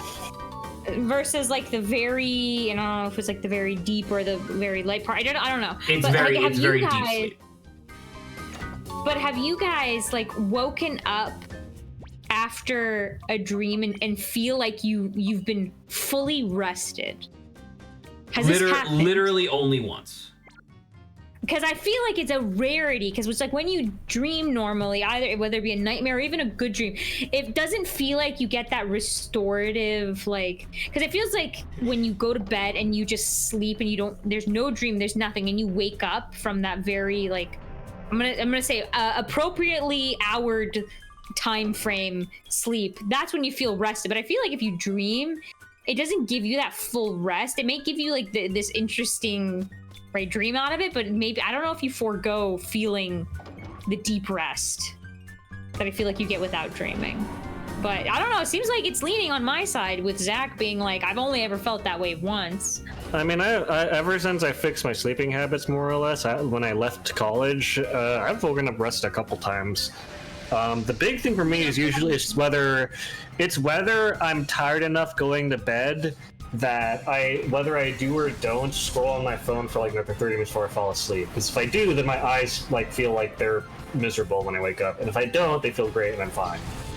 Okay, so you're talking about just sleeping habit, not like if I've dreamed whether or not I would still feel good sleeping. Oh, I've had like nights, plenty of times where I close my eyes and wake up, but that's usually when I was like in middle school and high school, and I slept for a very short amount of time. Adrian, you just said I've had many times where I've gone to bed, close my eyes, and then I wake up, which I'm like, good. I feel like that's what it should be. You waking up. I think he's talking. I think he's talking about when it like it feels like literally no time has passed. Is that what you're talking about, Adrian? Okay. Because I was so stuck on the phrase. He's like, I go to sleep and then I open my eyes and wake up, and I was like, oh. Yeah, no. Because I think that's happened to me like literally twice in my whole life, where it's like I go to lay down, I close my eyes. Oh, then you close your eyes. I feel like I essentially blink, open my eyes again, and suddenly it's like 9 hours. It's daytime. Yeah. Okay. That I've had that experience before. Yeah. So. Also, I just want to read the notes I took immediately after waking up from my dream. Okay. It's all lowercase with sparse punctuation and incorrect stuff. Sometimes I had just woken up anyway. Vsauce invites to elevator with kid plus him. Elevator feels like it shoots up. Instruct to pray that pressing button and asking for something makes it true. Terror of death and desperate praying. It becomes true. Vsauce disappears. Start wishing for dreams to come true. Start wishing for balance. World eventually becomes the same except Vsauce's patron god ? I mean, yeah, it definitely sounds like you had some sort of episode during your dream. It was intense, man. Can I ask you a question? And I don't know if this is gonna go. I don't know if this. I'm gonna try to not let this conversation go too personal. I guess for me, at least. When you guys have dreams, when it's people that you don't know in the dream, do they look like people?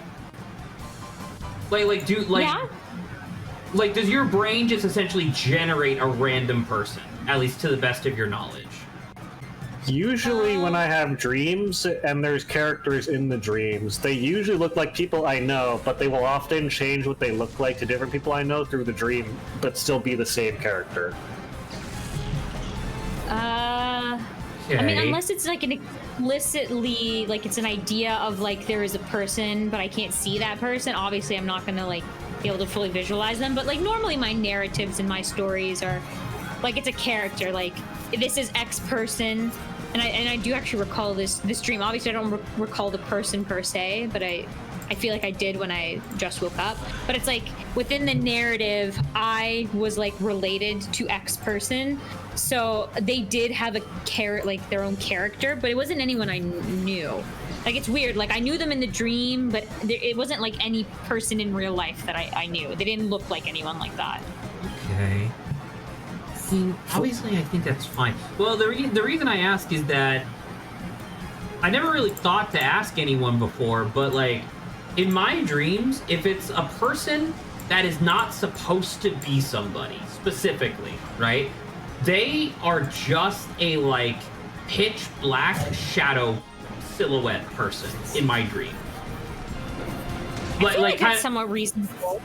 Yeah, and I like, wonder if there's maybe like some sort of like cartoon or TV influence on that, because I know that a lot of like crowds and like older cartoons would just be drawn as like just silhouettes in the background or whatever.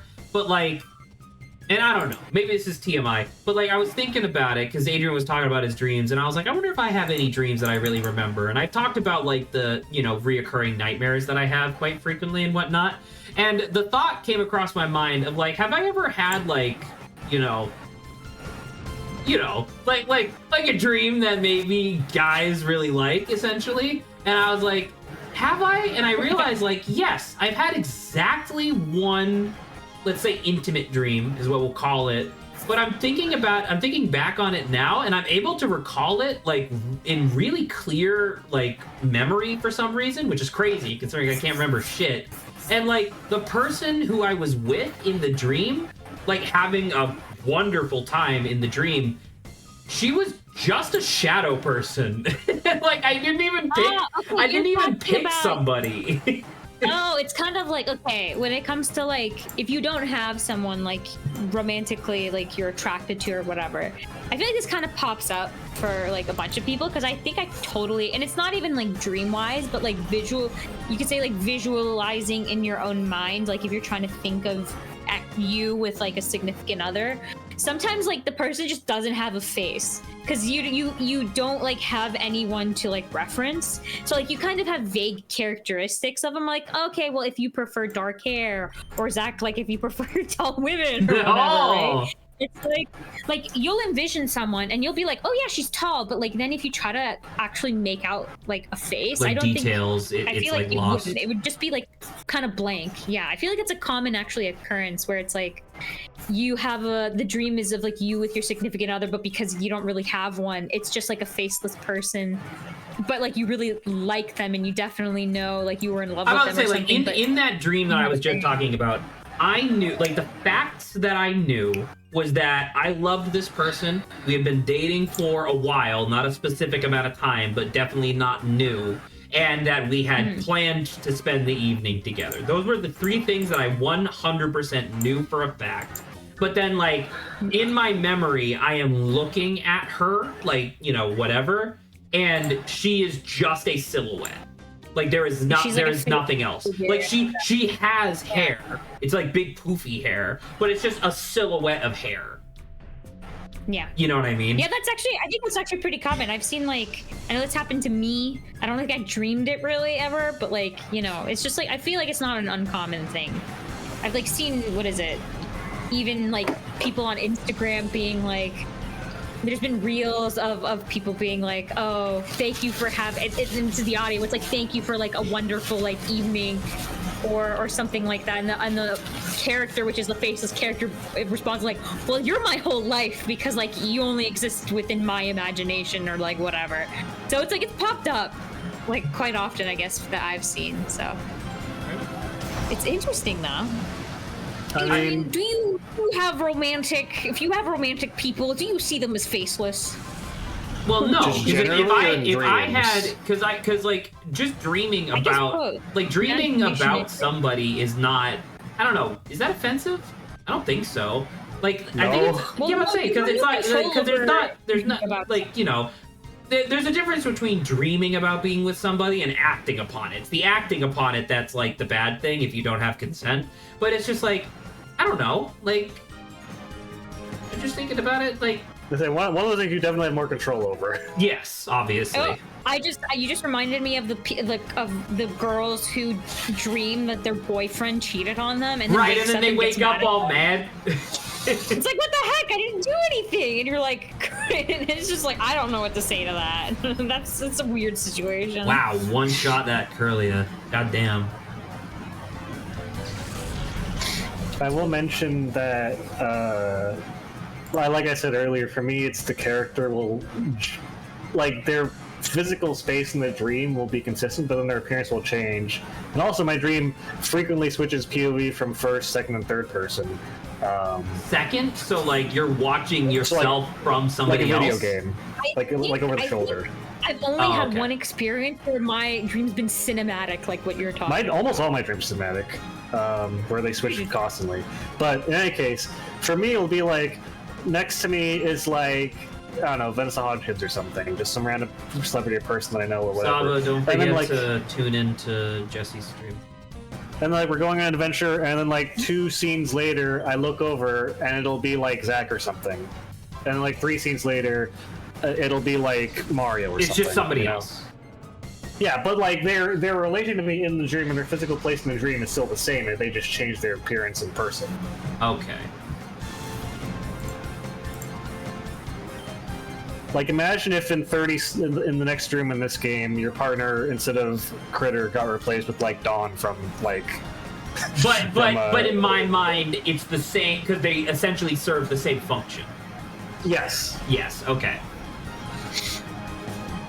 It's like that scene in Superstar Saga. Spoilers for that game where Papa replaces Luigi. It's a very niche spoiler. I see it. Spoilers, though, kind of tying it back to that thing before. I don't know if we necessarily want to keep talking about like dreams and stuff, but I could take this opportunity to kind of pivot because I also had a banter topic in there that was about a dream that I had the other day. So this is still about dreams. We're not pivoting. Well, pivoting away from it being about like, hey, what's your intimate perception of whatever, blah blah blah. You know, this is more just me doing what Adrian did, which is just describing this dream that I had. Feel free. Thank you. I will, I guess. Go ahead. The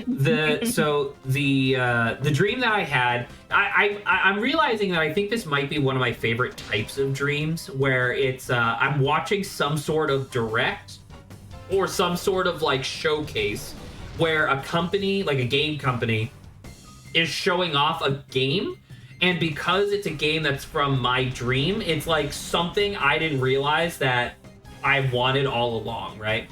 So in this dream, I was watching a Nintendo Direct where they had an extended segment talking about their new Wario Land game. And I was like, yo, it's so exciting. It was in the Wario Land Shake It art style, but it was like modern and HD and stuff, right?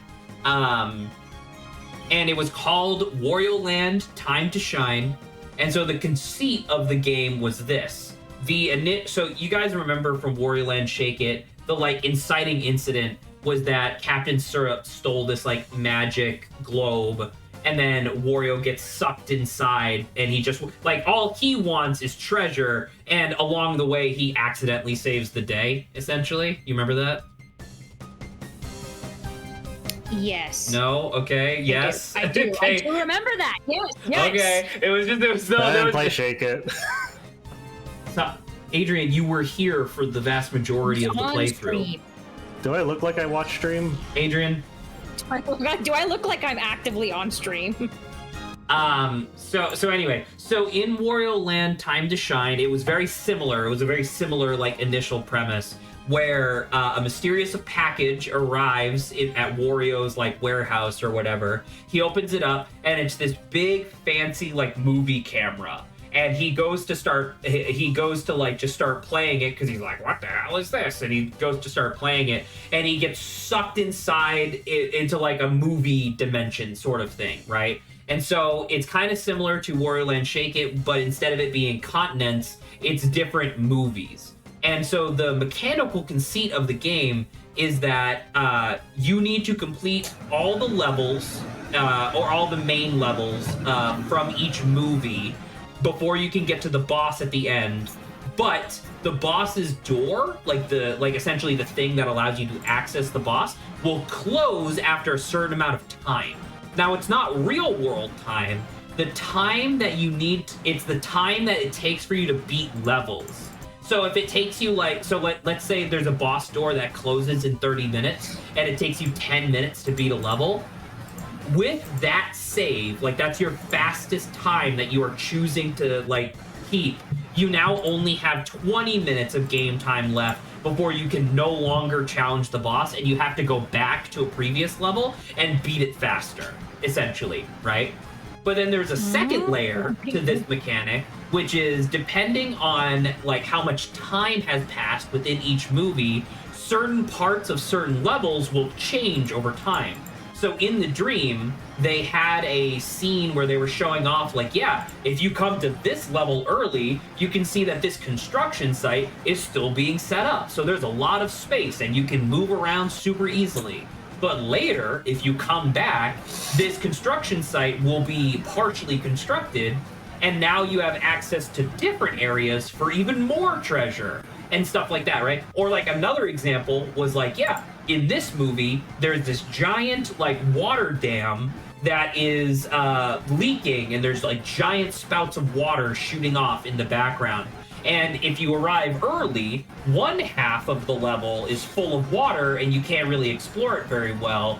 Whereas later, like as more time goes by, the water will slowly drain from one side to like there being no water whatsoever. But you actually want to get there about halfway, so that way you have enough water to get around properly, but you also don't drown when you're trying to pick up all the treasure. And I remember watching this, and obviously, like, I can't recreate it here, but, like, the trailer had, like, fucking sick-ass Wario Land music, and it looked really fun and stuff. And I was just like, dude, I want this game. I want this game, like, so bad. And it sucks that it's not real, and Nintendo doesn't give a shit about it. There you go. Pretty funny. Making us what we want, and then cold reality hits, and it's like, no! Well, that's my dream, right? Because clearly that was my brain being like, oh, I would love to play a new Wario Land game. Let's come up with a neat idea. And it was just that, right? It was just this idea of, like, submitting and adjusting, like, times and whatnot. And I thought that was, like, really neat. But then, you know, you wake up and it's like, oh, yeah, no one gives a shit about Wario Land. Damn it.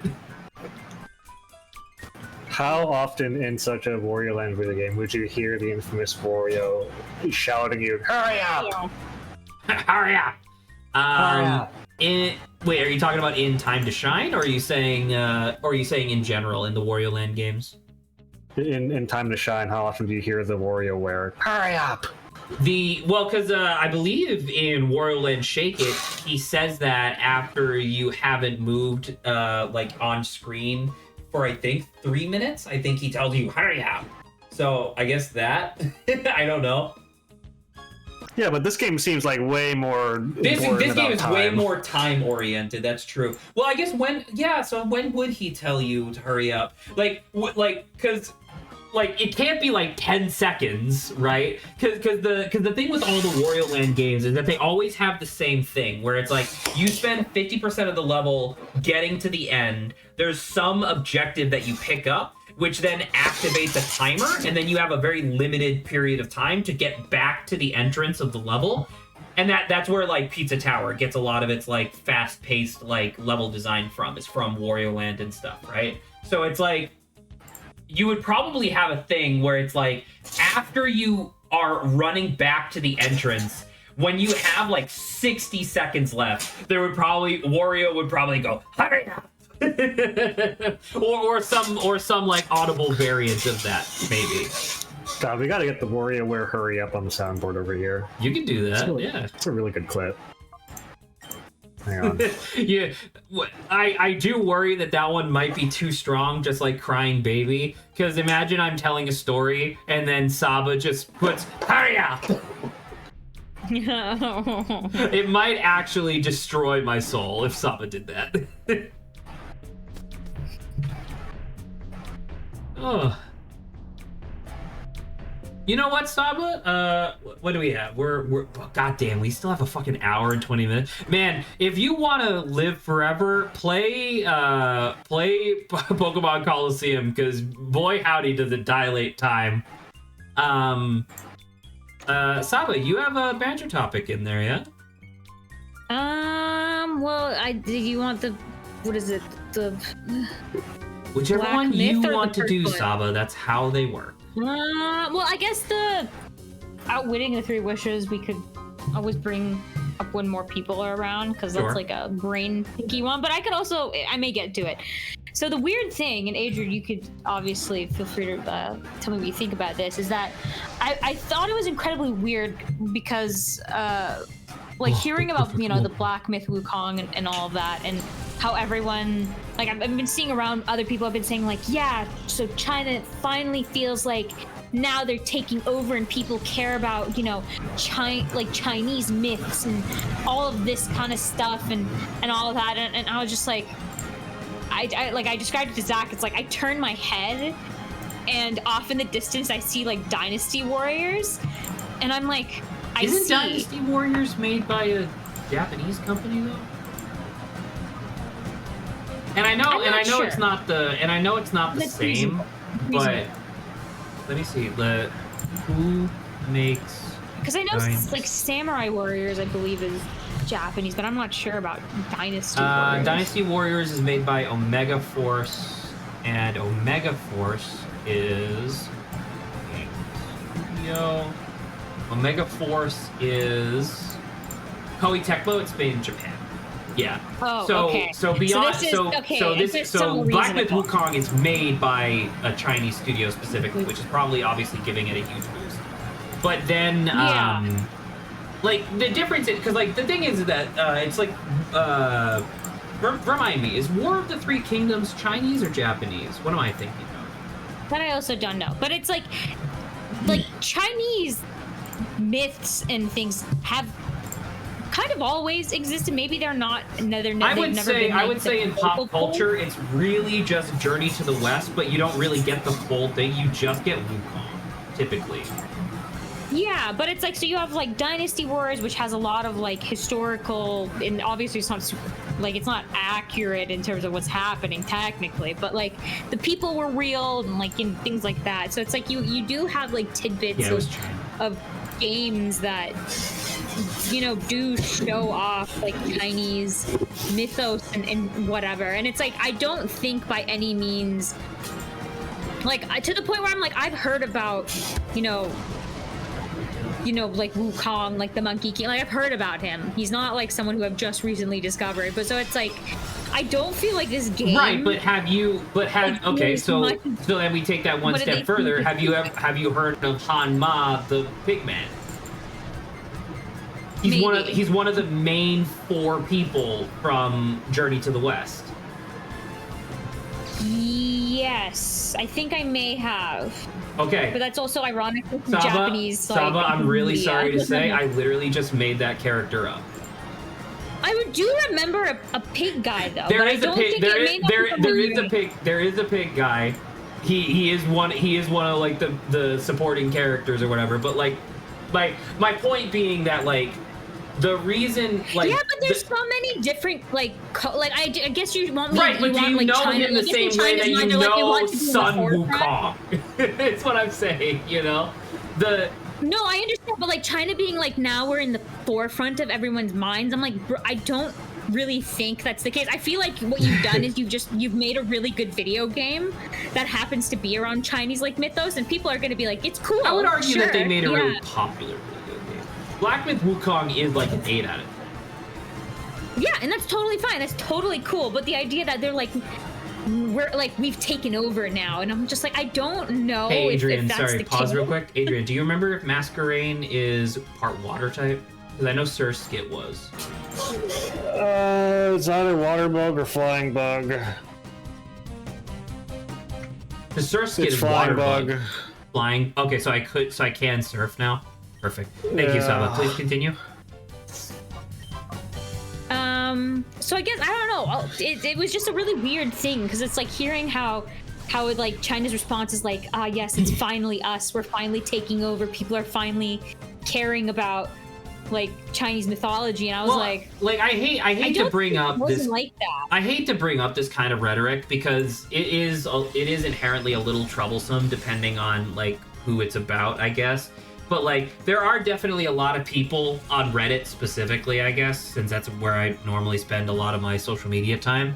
But there is a contingent of people online that finds it very suspicious that like, because yes, it is true. There was like 3.5 million concurrent players playing Black Myth Wukong like a couple days ago or whatever, right? That's obviously an astronomically high number. But the fact that like 95% of those players are in China, and it's like suddenly you have all of these like articles that are produced way too quickly about how like incredible Black Myth Wukong is, and how it's like China is truly dominating the games industry and yada yada. And it's like, listen, man, there's just a lot of them. You know, like that's like once again, Black Myth Wukong isn't like the best game the world has ever seen, despite the fact that it has so many concurrent players. It really just comes down to the fact that it's a country of like what, fucking 2 billion people or whatever, right? Like 2.5. So it's like it really just boils down to that ultimately. So I don't know. And you're definitely probably right. I just found it like really amusing because it's like China, like you have a lot of different, and you may not be the forefront, right? Sure, but there's a lot of like games out there that include like Chinese like myths and history and whatnot. I guess maybe like you said, maybe they're like, but we haven't made them. And yeah, I think that's ultimately what the statement was trying to say, was that it's like this is truly like Black Myth Wukong truly is the most successful non-gacha game to come from China, right? It's like how they got really pissed that they didn't make Kung Fu Panda. Exactly. Oh god, I love that story so much. But kinda, yeah. Kung Fu Panda is really interesting though, because it was like I thought the description of Kung Fu Panda was like it's a I don't want to say, I don't know if it's American, but it was a love letter to. It was a love letter to classic Kung Fu movies. Yeah. That was actually, like the Chinese original. people were like pretty touched by like this. Oh is no, what, Saba, how, Saba. like, The Chinese fucking loved Kung Fu Panda. It was the Chinese like entertainment and media bureau that was like, how the fuck did we not think of this? I see. Okay. Well, that's super fair. That's super interesting. Hey Zach, when are we gonna finish the stream? Can you just hurry up? Okay, so that's what they do. Hurry up! I hate that. Hurry up! What sound effect do we not use that much? I mean, we have to keep nice cock. By God's light, I smite you! I mean, I love By God's Light though. It's so good. Dork ass works. Motherfucker. What took you so long is good. Idiot. Actually, genuinely, I think it's nice cock. Yeah, I don't think we've done that in a long time. Yeah, but it's the first one we ever added. It can always come back. Put them in rotation. It's like a seasonal rotation. It's like a seasonal rotation. Adrian, when you get it, gotcha. Adrian, when you get a chance, send me the audio file for Hurry Up. If you'd be so kind. Okay. Here you go. It's on air. Hurry up! Download that. How do I do this again? This, then you. I mean, if we're gonna replace things, this is the same niche as what took you so long. What?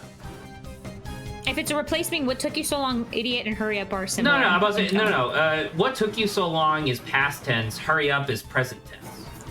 Right, but they're It's both the more same related than nice cock and hurry up. Alright.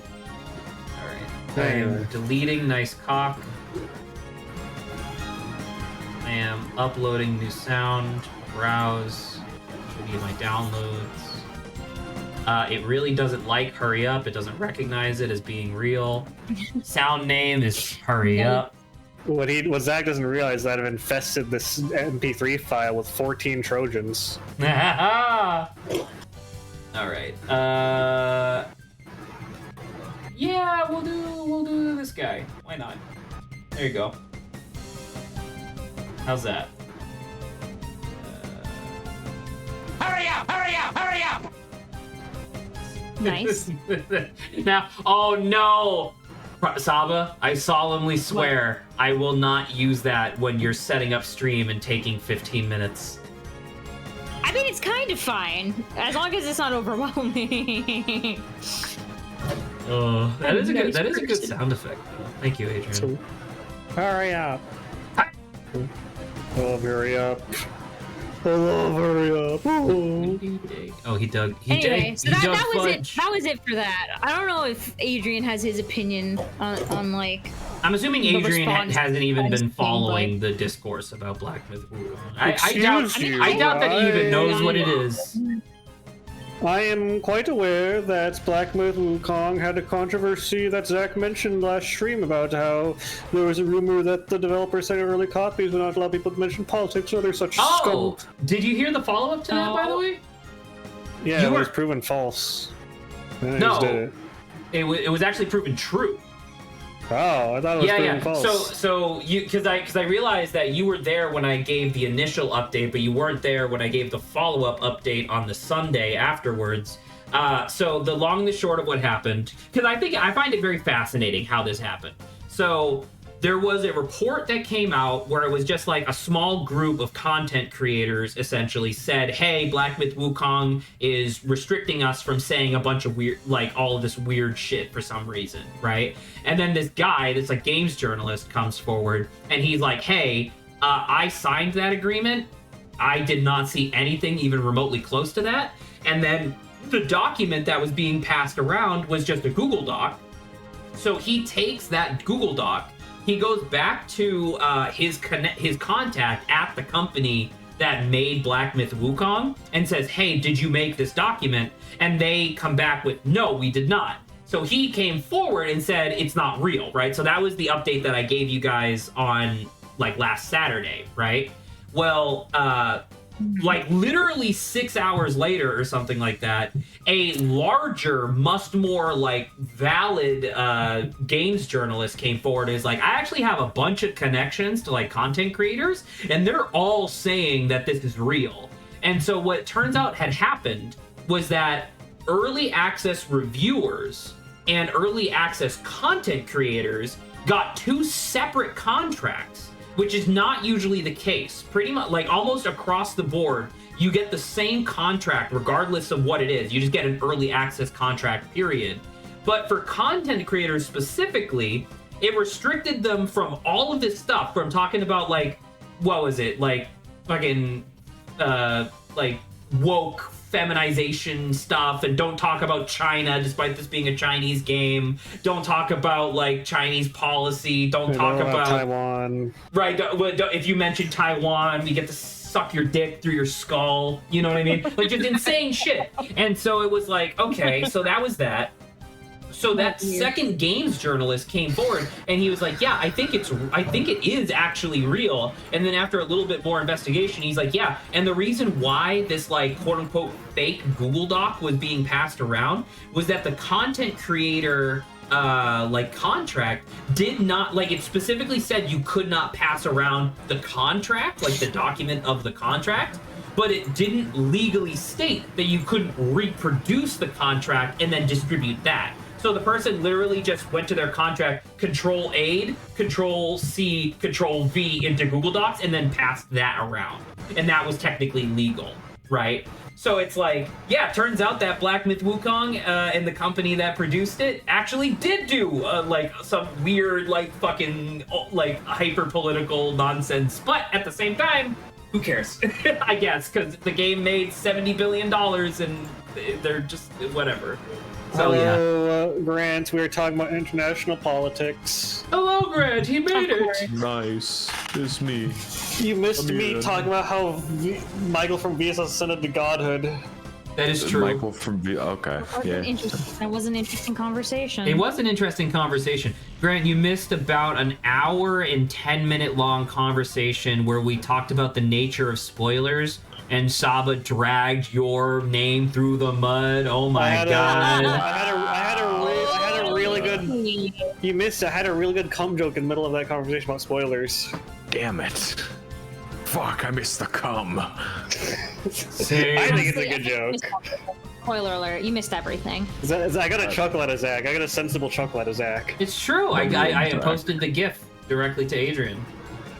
Oh, Grant, we also have a new sound effect in the soundboard if you want to check it out real quick. Hurry up! Also, Zach caught Suicune. I did catch Suicune. That is true. It is not going to go on the party because we already have Fudge, but into the fight without realizing he was walking into a boss fight, so that was pretty amusing. yeah, it's true. I was already partially damaged. walking into a boss fight. All of her shit was level fucking 45. Let me in, Zach. Let me in. Oh, we should sorry. also we could bring back the container question, Adrian, if you would like to. Barely even know her. Oh yeah, Grant, if you could have a container that'd be any size and quality except you couldn't sell it and no one would really want to buy it from you or steal it from you, what would it be? Any size and any quality? Yeah, but, so you could, if you wanted, you got like a solid gold treasure, but no one would ever buy it from you, no one would ever steal it from you. No, so this is just like an inventory item. This is just Kind of. I mean, it is still just a physical chest that doesn't break the laws of physics. Yeah, because Saba Not wanted chest, the but infinite book. container.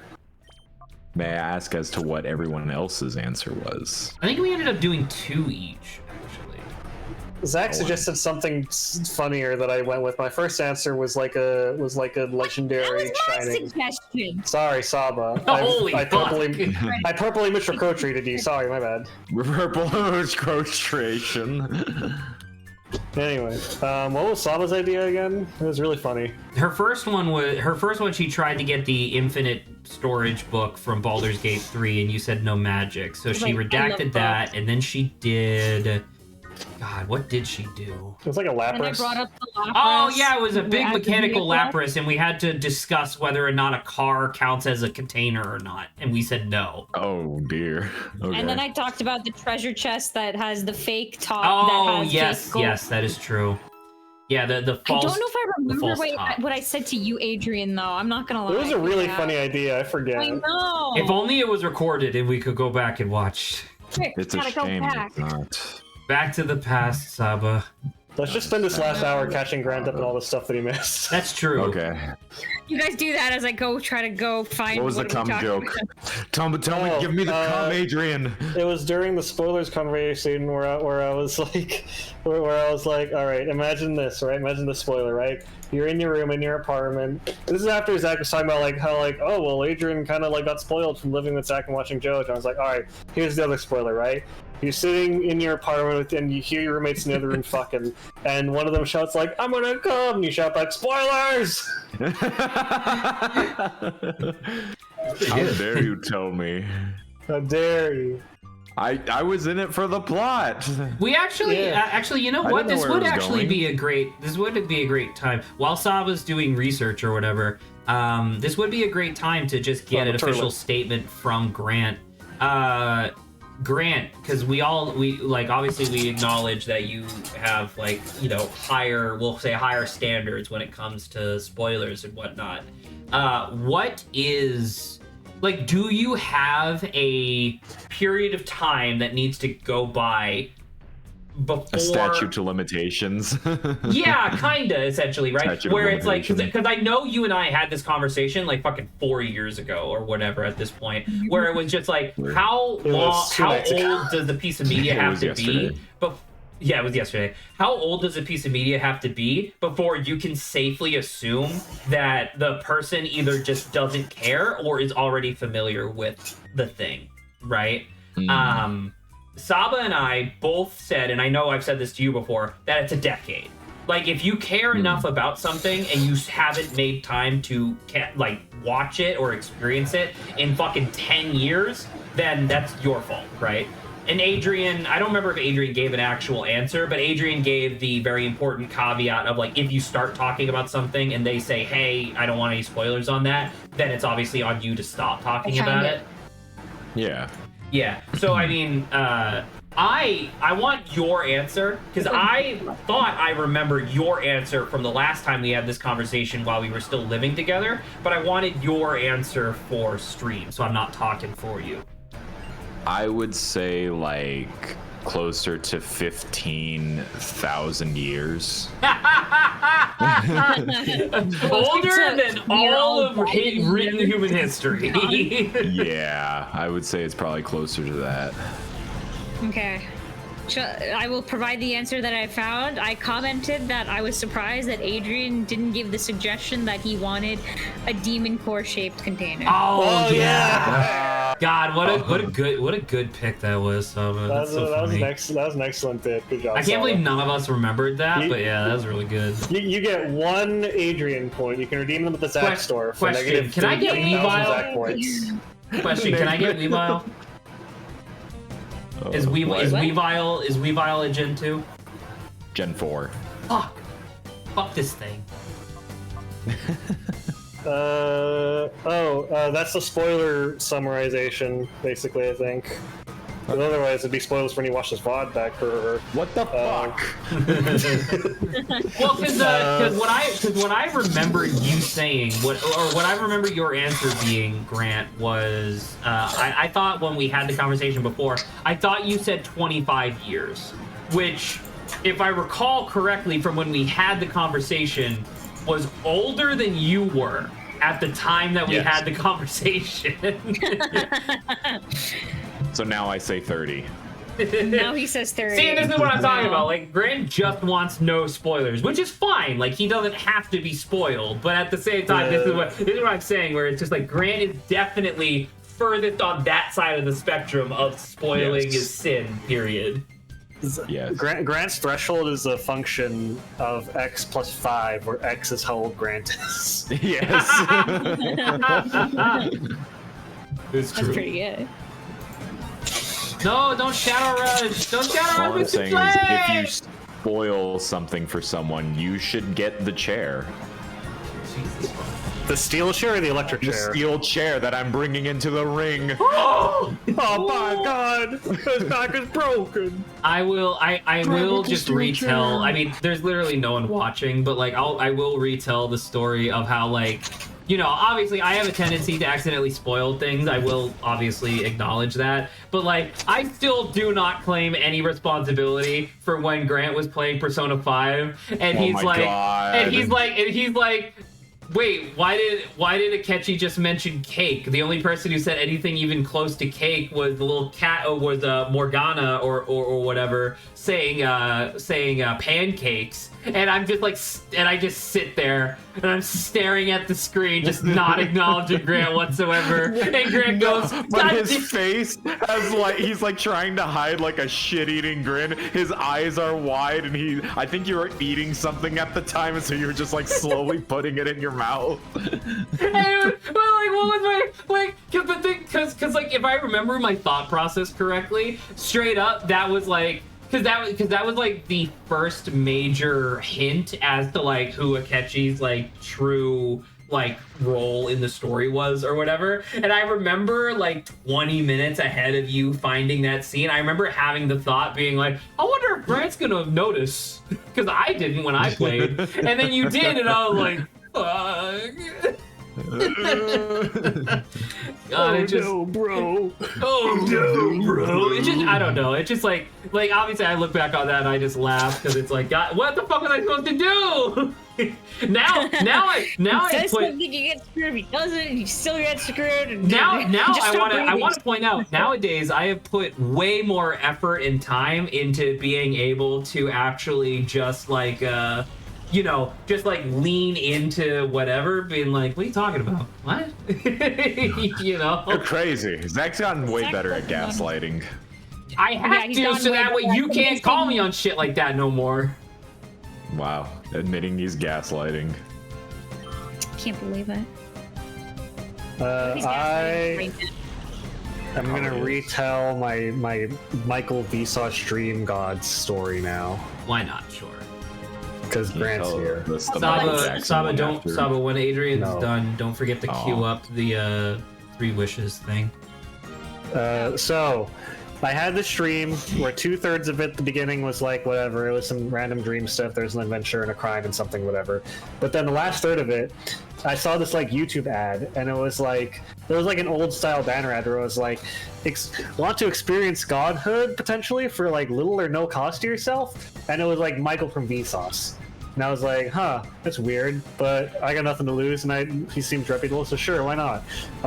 And so I went to like this city, and there was like this big chrome skyscraper that was like super, super, super tall. I look up, and then there's Michael from Vsauce just standing in the middle there. He's like, "Oh, hey, you saw my ad." And the ad was like, "Do this yourself, done this dozens of times, like super trustworthy. And if it doesn't work, then like no cost, no risk, whatever." And I was like, "All right, great." And so I follow Michael into this chrome building where there's like a gift shop, and then we move through it, and there's like there's like a golden elevator, like the walls and floor and ceiling are gold. And we go in there, and there's also in the elevator, aside from me and Michael, there's this kid there. Like, imagine like an innocent-looking, like striped shirt, propeller hat, just missing a lollipop, perfect looking kid. Yeah, exactly, okay. Right? And so he looks at me with these big doughy eyes, and like I'm like, all right.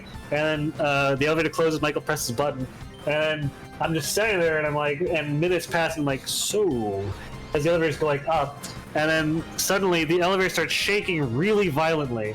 And Michael looks at me, and he's completely calm, and I'm terrified, obviously, and the kid starts crying.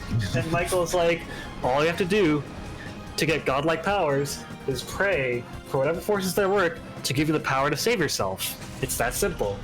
And I'm like, what? And then the kid starts crying his eyes out because obviously the elevator's shaking. He thinks we're gonna die. Like we think we're gonna get launched out of the skyscraper and like fall like dozens of hundreds of feet to our doom or whatever. And I'm like, okay. And so I get on my knees and pray fervently. And like I was so scared of dying, it somehow didn't wake up from the dream. And so like I'm praying like, please, just whatever needs to happen, just let me save myself. And then I look over and Michael's gone, and then I hear Michael's voice being like, "Your wish is granted." And then suddenly, with a snap, I'm transferred to elevator into like a storybook, artist rendered version of my room, and there's nothing there. And I'm like, okay. I kind of wish like I had my stuff here. And Michael's voice being like, "Your wish is granted," and then all my stuff appears, and I'm like, okay.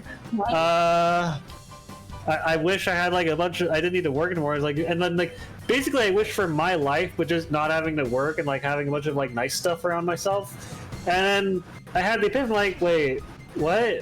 I mean, I guess I have God-like. I have a God granting me wishes. And then I woke up and came to the epiphany that like, wait, Dream Michael in my dream was beseeching the forces, making me beseech the forces that be without waking me, dream me up.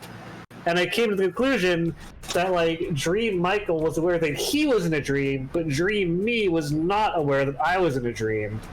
And Dream Michael must be some sort of, like, eldritch fey entity thing that's probably done this dozens of times. Given he said in the ad, like, I've done this plenty of times before and it's worked plenty of times. And I was just shocked that like I was visited by Michael from Vsauce, who's apparently an eldritch dream fae, as Zach put it. Holy shit! Like the idea of your dream being sentient enough, like an entity who is existing in your dream and uses like the dream logic that all humans employ in order to attain at least temporary godlike powers, and the only thing that deity now has to do is like grant your wishes for what, 7 real-world hours at max, right? Right, and it stuck with me so hard that I was like, did I get played? Well, no, I got godlike powers, I got my wishes granted, but I granted him. But Michael from Vsauce got the actual godlike status. Yeah, infinite godlike power for the duration of the dream. Because my assumption is that whatever Fey entity this was only gets the godlike powers in your dreams.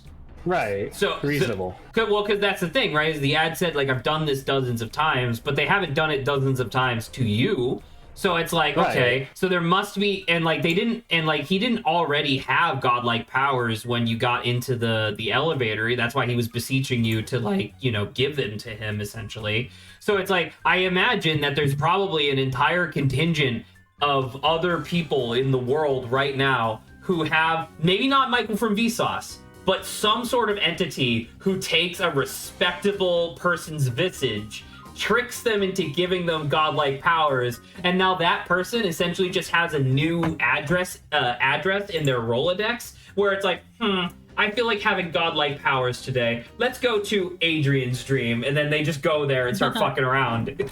And I remember having the epiphany like not long before I woke up when I was still like living life high. I was like, wait, it was an enclosed windowless elevator that was just shaking really violently, and I had no way of knowing whether I was actually in danger or not, of threat of dying.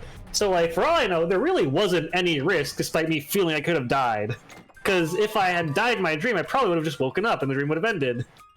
So it was like, it just felt very masterfully constructed to like minimize the risk of anything bad happening to Dream Michael, but maximize the potential of him getting godlike powers. I brought up to Adrian as well that what are the chances that the little boy, like the little kid who was also in the elevator with him, was also just a plant by this Fey entity to really hammer home? Because now it's not just Adrian saving himself. Now he also has to save this kid. Right. Like, I felt responsible in that situation. It was like, it's not just me. I have to save this kid, too. He's so innocent. Look, he's got a propeller hat. He's got a propeller. He's got a propeller hat. I've never known anyone that is malicious or evil-hearted that would wear a propeller hat, frankly. That's just my experience. What about that one Undertale character? Does anyone in Undertale wear a propeller hat? Yeah, it's like an armless little yellow creature. No, he just wears a striped shirt. He doesn't wear a propeller hat. Oh, yeah, I thought it was him or his sister has a propeller hat. Or no, actually, I think his sister has a bow. Never mind. He doesn't have a sister. Yeah, there's multiple yellow things, isn't there? No, there's one. The same guy shows up in Deltarune, but older. I think that's what I'm thinking of. The multiple yellow things are in chat right now. Oh, because you're Asian. I get it. Saba, Grant is covering Bellsprout. What? Also, briefly, while we were talking about spoilers, organically, the comic that I posted came up of the cake is a lie. That is true. Saba was asking, does the knowledge of the meme "the cake is a lie" count as a spoiler? And we talked about that. Yeah, we also talked about going into. Oh, wait, did we finish the spoiler section before going on to the dream section? Yes. No. I meant like, did us actively right now say everything that was important about the spoiler section before we move on to the dream section? I mean, I don't think we have to repeat literally everything. Grant was Grant isn't like the fucking the court stenographer and needs to like transcribe all this. Grant is just a step or two above me when it comes to information retention. Nice. Well, the part that I remember. Adrian didn't even remember that we fucking played Wario Land Shake It. True. Oh no, you should actually tell. This is also a dream, and it's about whatever. But you should tell him, your thing. Oh, about Wario Land Time to Shine. Yeah, I could. I'll try to be a little bit more succinct this time around, which I know is impossible. But the so kind of tying into. Oh, Grant, actually, you know what? I'm gonna scratch this slightly. Grant, when you have a person in your dream, but they're not a specific person that you know. Like, it's not your mom, it's not your dad, it's not your friend, it's not whatever. Does your brain just kind of generate a new person to the best of your knowledge? Yes-ish. What does yes-ish mean? I mean, it's for the most part, but like often faces will just be like blurs, you know. They'll just, or they won't have them, you know. Okay, that's interesting. Kasaba said something kind of similar-ish, I think. I'm gonna no, I said like I usually have characters, but they don't resemble anyone in the real life. The part that you're talking about, which I would agree, is that in terms of like I guess in this case we would call it like you have like an intimate person with you in like a dream, or I guess even your imagination. When you think about them, do they have like a face, or as you said, are they like kind of blurred? It's you like I don't know. I would say it's probably like blurry. Like you can't ever get a good look at it. But you see like kind of general traits, right? Like, oh, do they have dark hair? Stuff like that. Yeah. And because Zach asked about whether or not that was like a common thing, and I was like, yeah, I've seen a lot of people kind of talk about the fact that they have like dreams with like, you know, they're like this like perfect like like girlfriend or boyfriend, but then they'll never actually be able to see their face, but they know that they're like, I love this person or whatever, and I'm like, yeah, Sure. I know, that's a thing. The reason I brought up the question was that like I was thinking about just stuff, because obviously like I have a lot of reoccurring nightmares, and I've told those stories on stream before, but I was thinking about it. I was like, is there any other dreams that I like really remember? And I remember, once again, for the sake of like conversation, let's just call it an intimate dream, right? You know, the type of thing that guys really enjoy. But I realized that despite the fact that my memories of the dream are quite vivid, I look back in my mind at the person who I was with in the dream, and they were just a shadow person. Like, they were literally just like a black silhouette that I could not see. And I thought about it, and I realized, and I suddenly came to like the realization that that quote unquote NPCs in my dream, that's what they look like to me. They're just like a black silhouette, and it's like, sure, I could get like the vague definitions of like a person. Like, I knew that the person who I, spent that intimate dream with, I knew that she had like big poofy hair. You know what I mean? So it's like, that was a detail that I was able to register, but I literally could see nothing because it's just a black silhouette. And I was just sharing whether or not, and I was just asking whether or not anybody had something kind of similar, I guess. But evidently not. That's why I was like, maybe not shadow people, but normally, yeah, people can't Like see the blurry faces faces. clearly. While we're on the topic of dreams, may I bring up my topic of Zach's sweet dream? Sure. Sure, why not? Sure. This is a story I've already told Zach, but I would like to bring up because it was one of the moments, and it happens very, very infrequently, of where I wake myself up laughing from a dream. Yeah, I love when that happens. I love when that happens. It's so good. And so I had this dream that Zach and I were like, I think we were just like on the street or whatever, in person, talking to each other, and we were doing like tier lists of superpowers. And I do remember this. you do remember? And so we got on the topic of super speed, and I go, dude, super speed's sick. And Zach says, no, it's not. It fucking sucks. And I'm like, what are you talking about? And we got into this big argument on why I thought super speed was cool and why he didn't. And so, are you guys familiar with? I believe it's X-Men Apocalypse. The scene where Quicksilver, a character with super speed, saves the entire, Xavier Institute from blowing up. Yeah.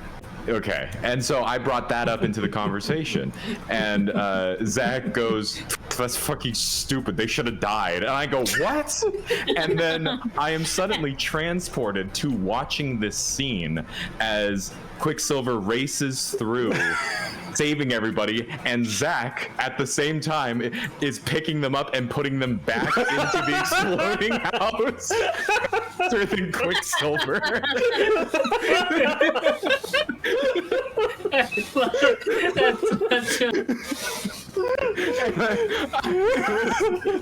It was so fucking funny. I just woke up dying laughing.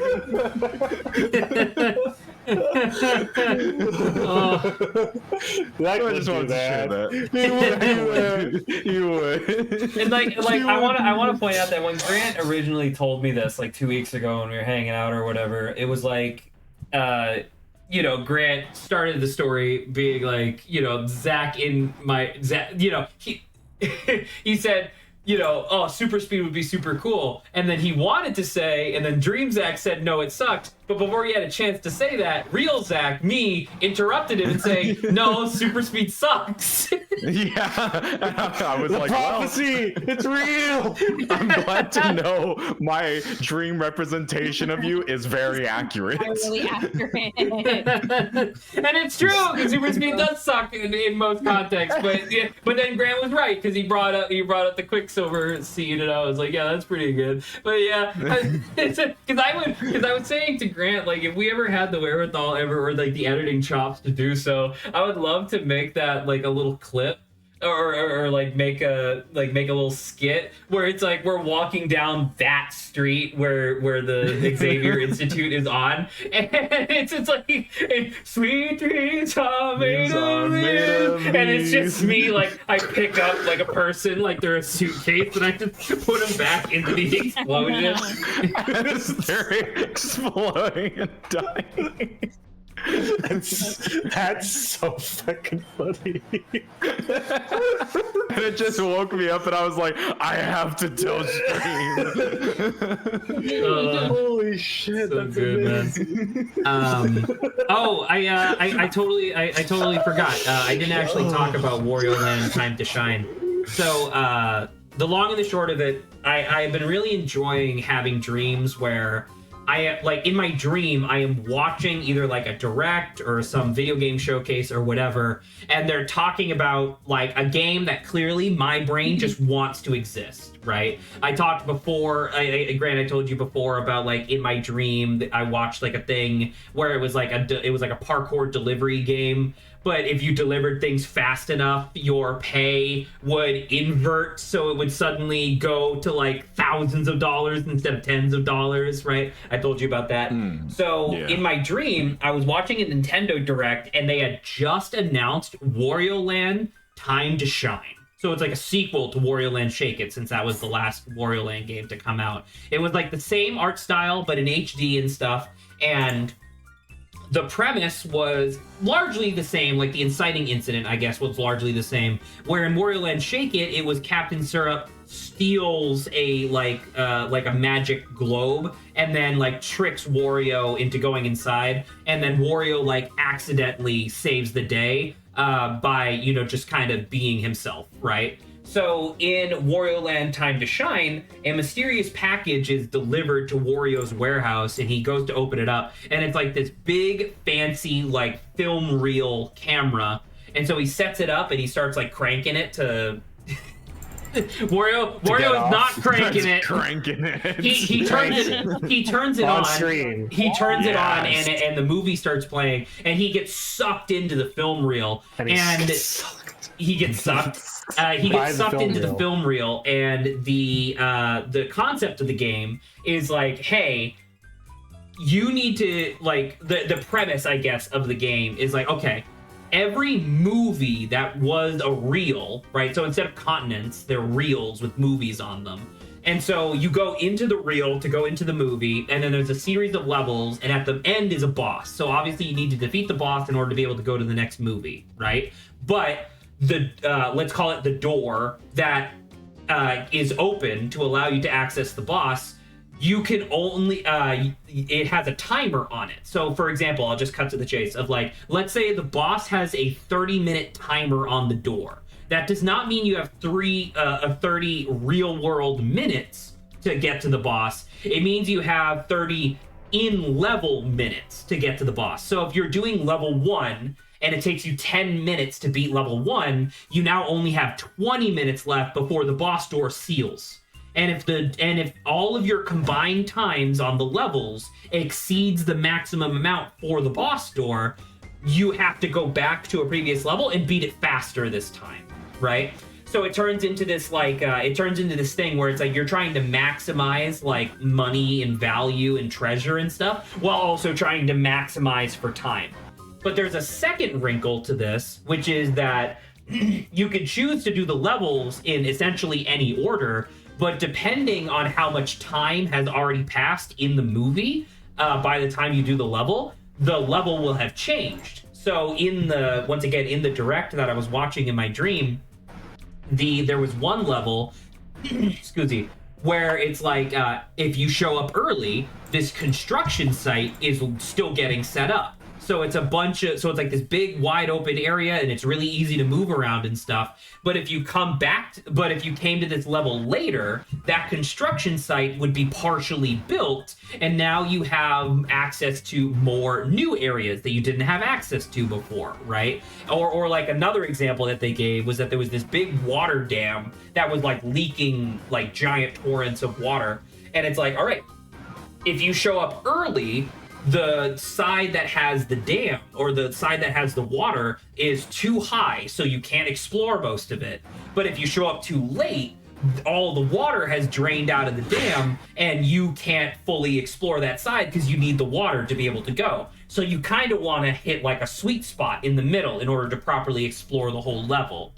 And I thought that was really interesting. I like the idea of it being like movie themed, so you could have like, you know, you could have like a dinosaur world, a mafia world, a sci-fi world and stuff. And then I really liked the like mechanical conceit, I guess, of like, hey, you can restart this level and go back and do it again, but coins are not infinite. You only get to keep the coins that you leave the level with. And I thought that was neat. Right. Nice. I like that. Will it ever exist? Sadly, no. No. But, you know. I don't know, maybe in the future, maybe someone, by the help of AI, could be like, Wario ideas from all the streamers' mods go. And as the evil like hive mind that AI is, it can't come up with a single original idea. So instead, it fishes through the transcript of Obotoken streams, finds this, and then spits it out. Yeah, exactly. Who knows? You may be able to make it then. But yeah, so Then I don't know. You'll get ghost credit. It's worse than not getting credit at all because it's true. My credit has already died. Because then they sue you for copyright. Damn it. You infringed on our copyright 17 years before it existed. Fuck you. You owe us literally everything you have ever owned. I feel like I've heard that story from Disney before. I don't even want to talk. I'm glad that Disney did walk back on their they were trying to make the legal argument that because of the very loose clauses in their Disney Plus terms of service, they were trying to argue that a woman who died at one of their Disney restaurants could not sue without arbitration, or her husband could not sue without arbitration first because they had signed up for a Disney Plus free trial like 6 years ago or whatever insane thing it was, you know? Well, Zach. Poor corporation. People Zach, I want you to take note that when in their announcement of the walk back, they said that they will walk it back in this specific case. Mm-hmm. Oh. They were very particular how they mentioned that this was not a blanket statement, how this was a special case. So I want to reiterate because I'm not a lawyer, obviously, but I do want to reiterate for anybody who might be listening to this in the future of like, remember that in a lot of ways, I know America's fucked up, but like in a lot of ways, terms of service are not actually legally binding. The terms of service is essentially the equivalent of me and Grant being like, all right, you will wash the dishes on Mondays and Tuesdays, I'll wash them Thursdays and Fridays, and then we write a sticky note, sign it, and then that gets put into a drawer. That sticky note has the exact same amount of legal precedent as a terms of service. Like, a company cannot put in their terms of service, we get to shoot you in the head if you're black. You can't fucking do that, obviously. But at the same time, it does lead to a weird level of precedence that way too many judges validate for some reason, where it's like, well, it was in the terms of service. You didn't have to use Disney Plus, you know? Yeah. So, anywho.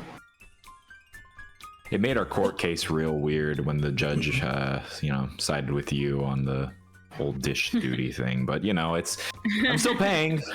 Well, I mean, You're still paying. Well, I mean, that's how arbitration works, Grant. See, is that since you signed this agreement, Zach gets to have to go to arbitration, and the arbitrator happens to be Zach's best friend who he paid $4 beforehand. Yeah. It's true. He really put Instead the of a bitch judge. in arbitration. Yeah. You really put the appropriation culture. Adrian. Purple corporation. Adrian, please. I need you to be alive for now. No. What if I didn't? What the fuck am I supposed to do now? Because like I chased this motherfucker all through like the underground base and stuff, and then she just fucking left. fuck am I supposed to do? Is it this? Vacation. All I ever wanted. Nope, it's definitely not here. Man, I don't fucking... Old games are fucked. I don't understand. Like, why? I'm not even saying I need some sort of, like, quest marker. I just don't even understand, like, what the fuck. Because, like, I swear to God, I did read what she said to her goons. She just said, like, let's get the fuck out of here, and then left. And I'm like, okay, well, now what the fuck am I supposed to do? Because she, like, I can't challenge the Colosseum until she, quote-unquote, gives the previous Colosseum winner their reward. And I'm like, okay, what the fuck am I supposed to do? You are now experiencing why even though I played XD Gales of Darkness, never got very far in that game as a kid. God damn. Because Gales of Darkness is similarly a little cryptic if you're not, like, an adult with resources of other adults who have played the game, beaten the game already. Fair enough, I suppose. The thing, I mean, obviously, I'm good to just keep, you know, just talking about whatever until stream ends. It says enter the subway. I did. You have to fight Jared Vogel. You have to fight him. Like a South Park skit. I entered the subway and then I exited and then she left. Grant. You'll find, thankfully, she'll take 2 peons, head upwards to find the black glasses. To find the black I already did that. Black glasses. Enter the leftmost door at the bottom of the train. I have got to get my Enter dick the left. This is the way you said that reminded me of it. I have got to get my dick sucked. This is so fucking frantic. I think it's just I want to go. F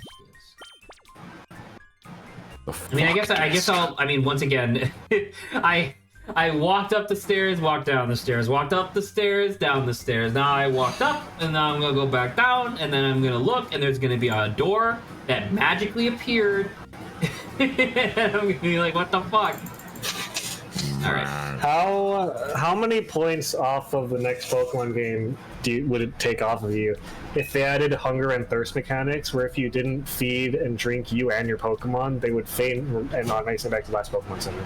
If you didn't fuck.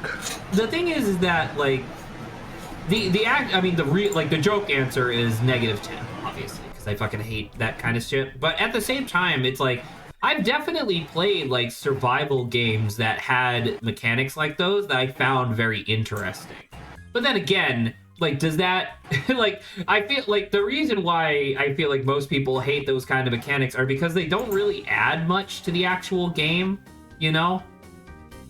Right, but what if Ghost type came to the meta because you don't have to feed or drink something? That's actually crazy. Well, actually, what about rock types? They can't drink. Well, they still have physical bodies. They have to nutrition somehow, I guess. I don't know. Do they? What about Steve? What the fuck about Magnemite? I don't know, man. Maybe the inorganic types would finally become meta. Dragon types become really annoying because you have to feed and drink them like you have to feed them a lot because they're huge dragons. Yeah. All right, Grant. You said enter the leftmost door.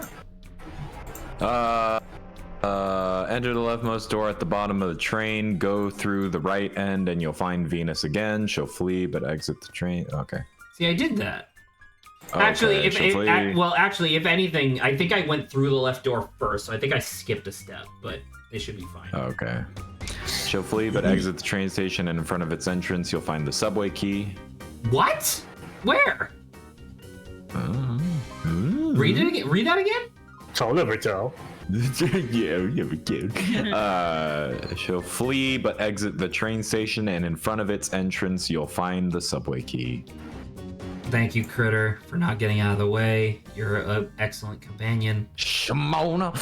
Oh, but if fuck, it's a tiny sparkle fucking right there. God Enter the damn leftmost train door again and insert the subway key. Zach, Critter's invaluable. What if she wasn't there to stare at people that you could catch their Pokemon? That is true. True. Critter staring has the same energy as Apollo, just as perceiving things. Very, very much so. What the hell? What kind of angle is this? He's going. God, I hate the way that Wes looks. Wes is so fucking edgy. I love it. Oh, it's so of the era. I love it. Yeah. Let's do. I mean, the XC protagonist is only like one step better. Let's do another banter topic. Not Saba's, but let's do another banter topic while we're Not Saba. Well, no, because Saba has a good. So we were talking about Black Punch Wukong. We did Beast off stream. Well, because Saba has a good one about like the outsmarting the 3 wishes. But I think that one deserves like a full hour, not 20 minutes. Well, I have a very short one, but it was basically so I want to show Grant something to see if he knows football at all, because I don't, but I thought it was funny. I don't, but let's do it. Here, well, in that case, it's just... I assume that Zach and Saba don't care about football either. Not particularly. I like football to a certain degree. But Okay, maybe maybe not know what you're talking about. So maybe you'll understand this video, because I thought this video was really funny. There's a specific bit in the middle where it says "Don't fucking touch it" that I love, and I'm considering getting that as a sound clip because it's so good. Football. I need to remind myself of this means. Clamps. Heads up! Disappeared. Did his fat ass catch that? Did his fat ass catch that? Did his fat ass catch that? Alright, let me see you do that again. It was an accident. What are you doing? I can't. No, I can't. I can't even drive by a McDonald's without getting a 20-piece McNugget. I'm fat as fuck, bro. Look at me. Don't fucking touch it. This is your chance to change things for us. I mean, I think the joke there is that tight ends are typically really big dudes because they have to be able to plow through a fucking 6'4" like burly man. Seems reasonable. Yeah. I think that's the joke. Don't fucking touch it. It's a really good sound clip. I don't know anything about the football jargon. I just think it's really funny. the bit of like, look at me, I'm fat as fuck. Don't fucking touch it. Those motherfuckers are dead. What the hell? I remember seeing for some just being so took. I was like, why did he touch it though? Because he's fat as fuck. But yeah, but why? Why did he touch it? At no point did he say touch it. Don't fucking touch it. Don't fucking touch it. Oh my god. Oh, that's why it exploded. Yeah, I just thought the video was really funny, but I was wondering if anyone here watched football might have gotten some more joy out of that than I did from someone that didn't know football. Sports ball. Main gate. What the fuck is the main gate? Fucking mine. Don't fucking touch it. Don't fucking touch it. Why did he touch it though? Yeah, that's don't fucking touch. I just think the soundbite's really good. Nice. I like it. Oh man, that reminds me of this really, really good soundbite in Act 3 of Baldur's Gate 3 that I'm not going to be able to speak about because of spoilers, but there's a line that Asterion has that's really fucking funny to me. It's so comedic. It's supposed to be really dramatic, and it is really intensely voice acted, but it's so funny to me. You poke his fang and he goes, "Don't fucking touch it." I'm a vampire, look at me, don't fucking touch it. Touch it.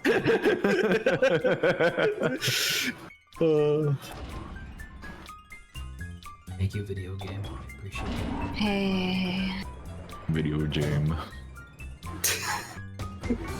Hey, Zach, I have a shot of Pokemon. Look at, don't fucking steal it!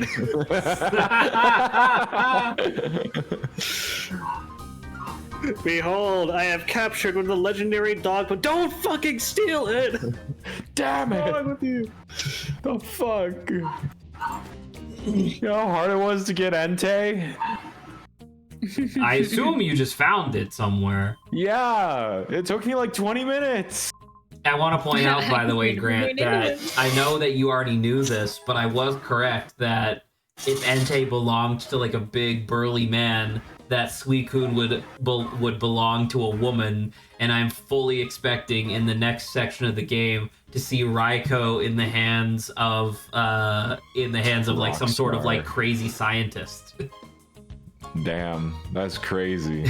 Anyways. Because it's like, as long as we're playing all the hits from the fucking early whatevers, like, I know what it is, I know what it be, I know what it do. No. I demand! He's on demand. I demand Zach on demand. banter topic. All right, sight worms and small worms. I got this one that I think is actually interesting for the next 13 minutes. Okay. So you know how there's like earworms where you like get a music song stuck in your head, or like you know how you'll have cravings for specific food sometimes. I'm wondering when's the last time you guys have experienced just like wanting to re-experience a smell or a sight? Because for smell, I feel like I've never wanted to re-smell a thing, but I have wanted to re-taste thing, and they're related very closely.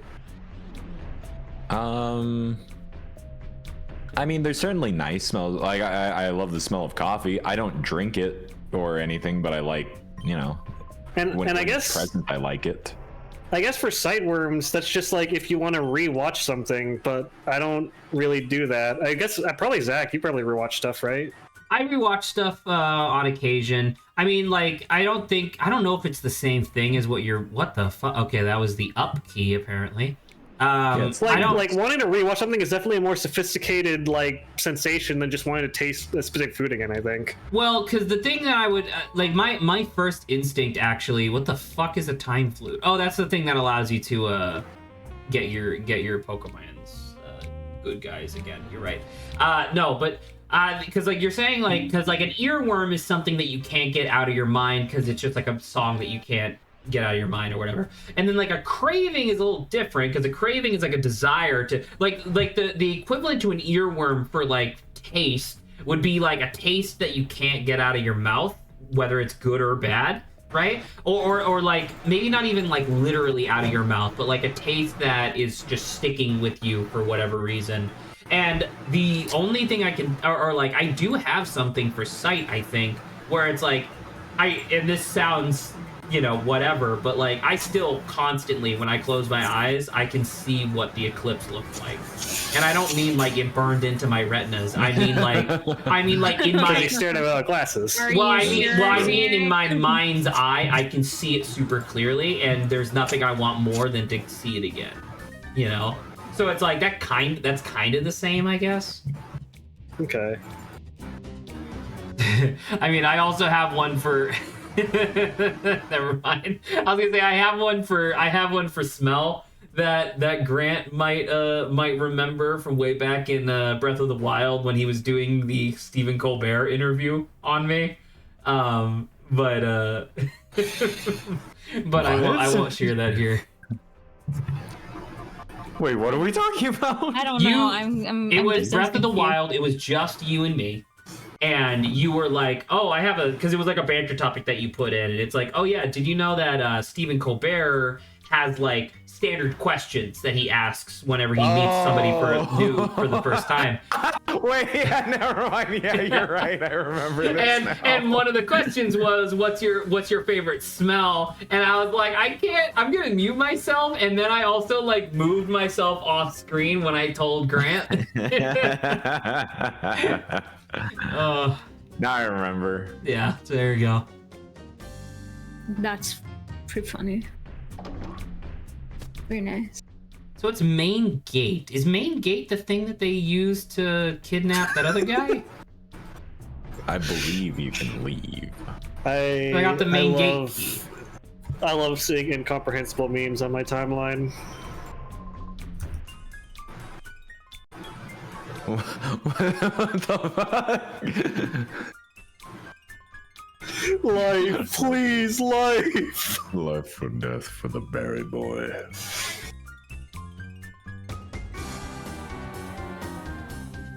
Oh goodness. Wait, Grant, I can leave without doing the fucking Colosseum? Yeah. What is the fucking point of this game? The Colosseum's for grinding.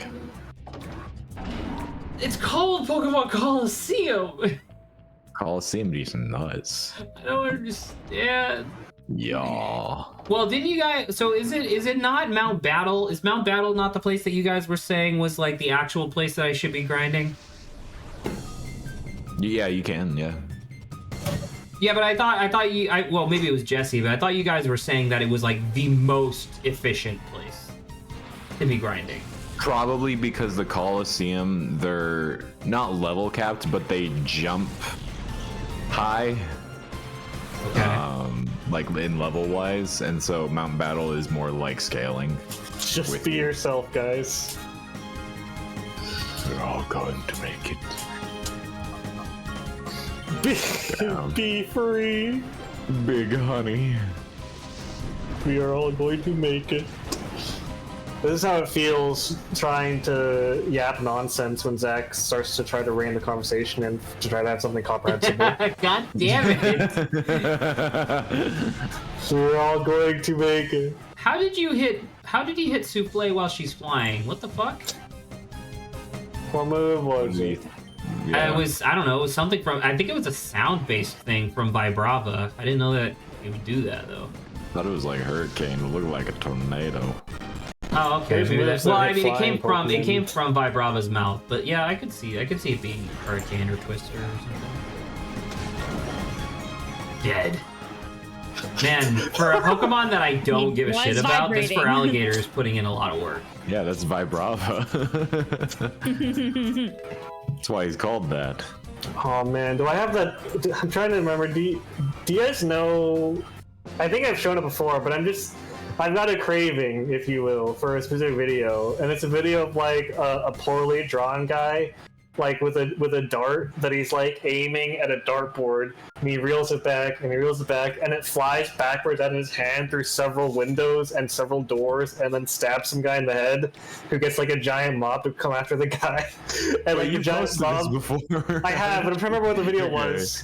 I don't And remember. and the mob shows up right behind this guy. They're about to kill him, and the mob all collectively has one big dart that they start trying to line up and throw this guy, and the big dart is trying them. I'm trying to remember. I've posted videos somewhere, and I don't remember where it is, and I don't know how to find it. It's such a really good video.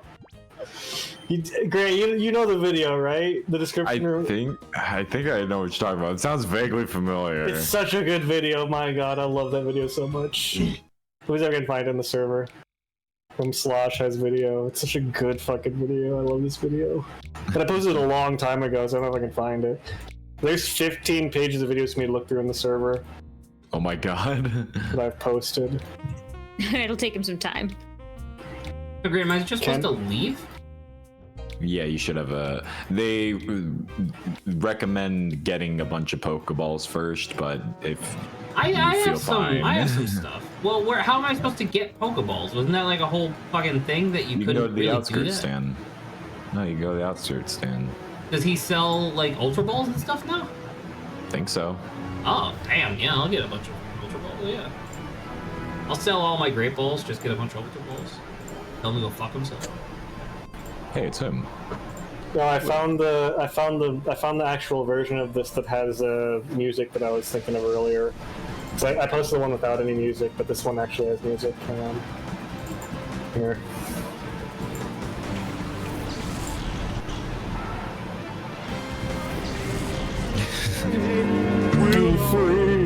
Be free. So good.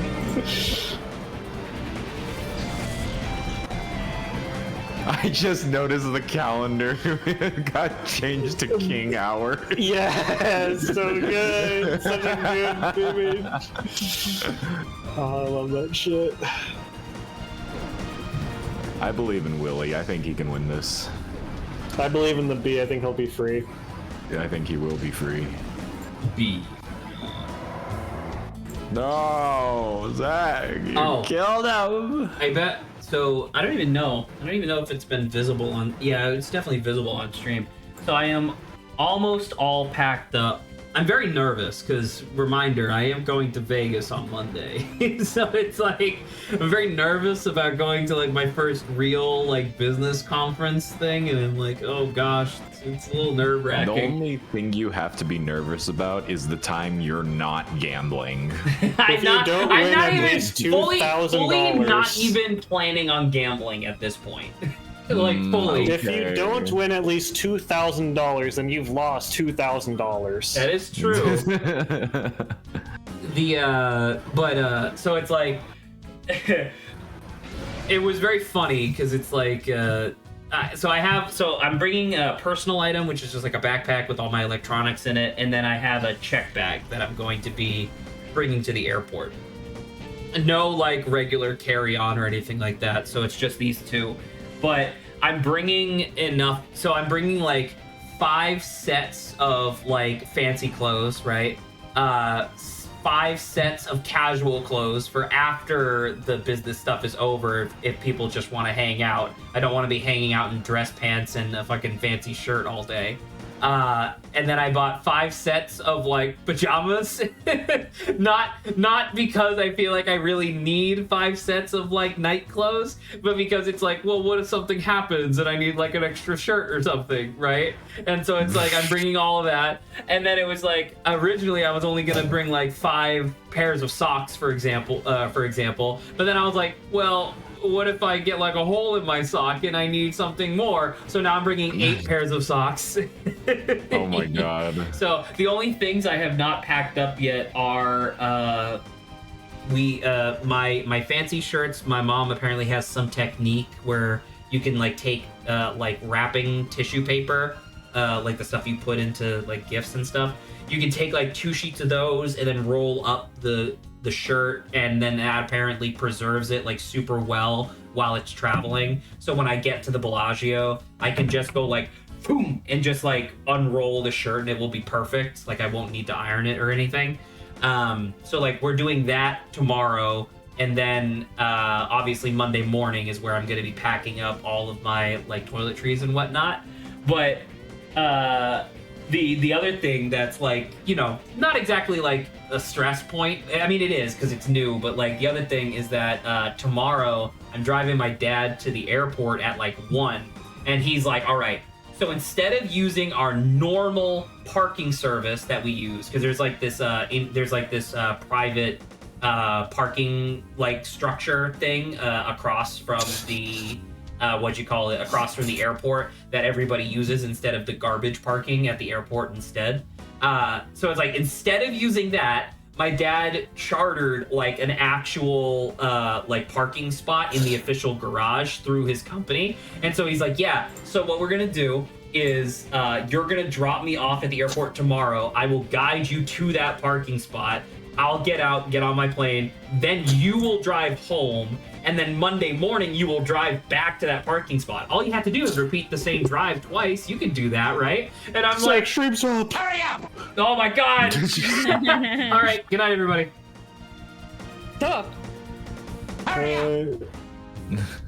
Dismissed. There you go.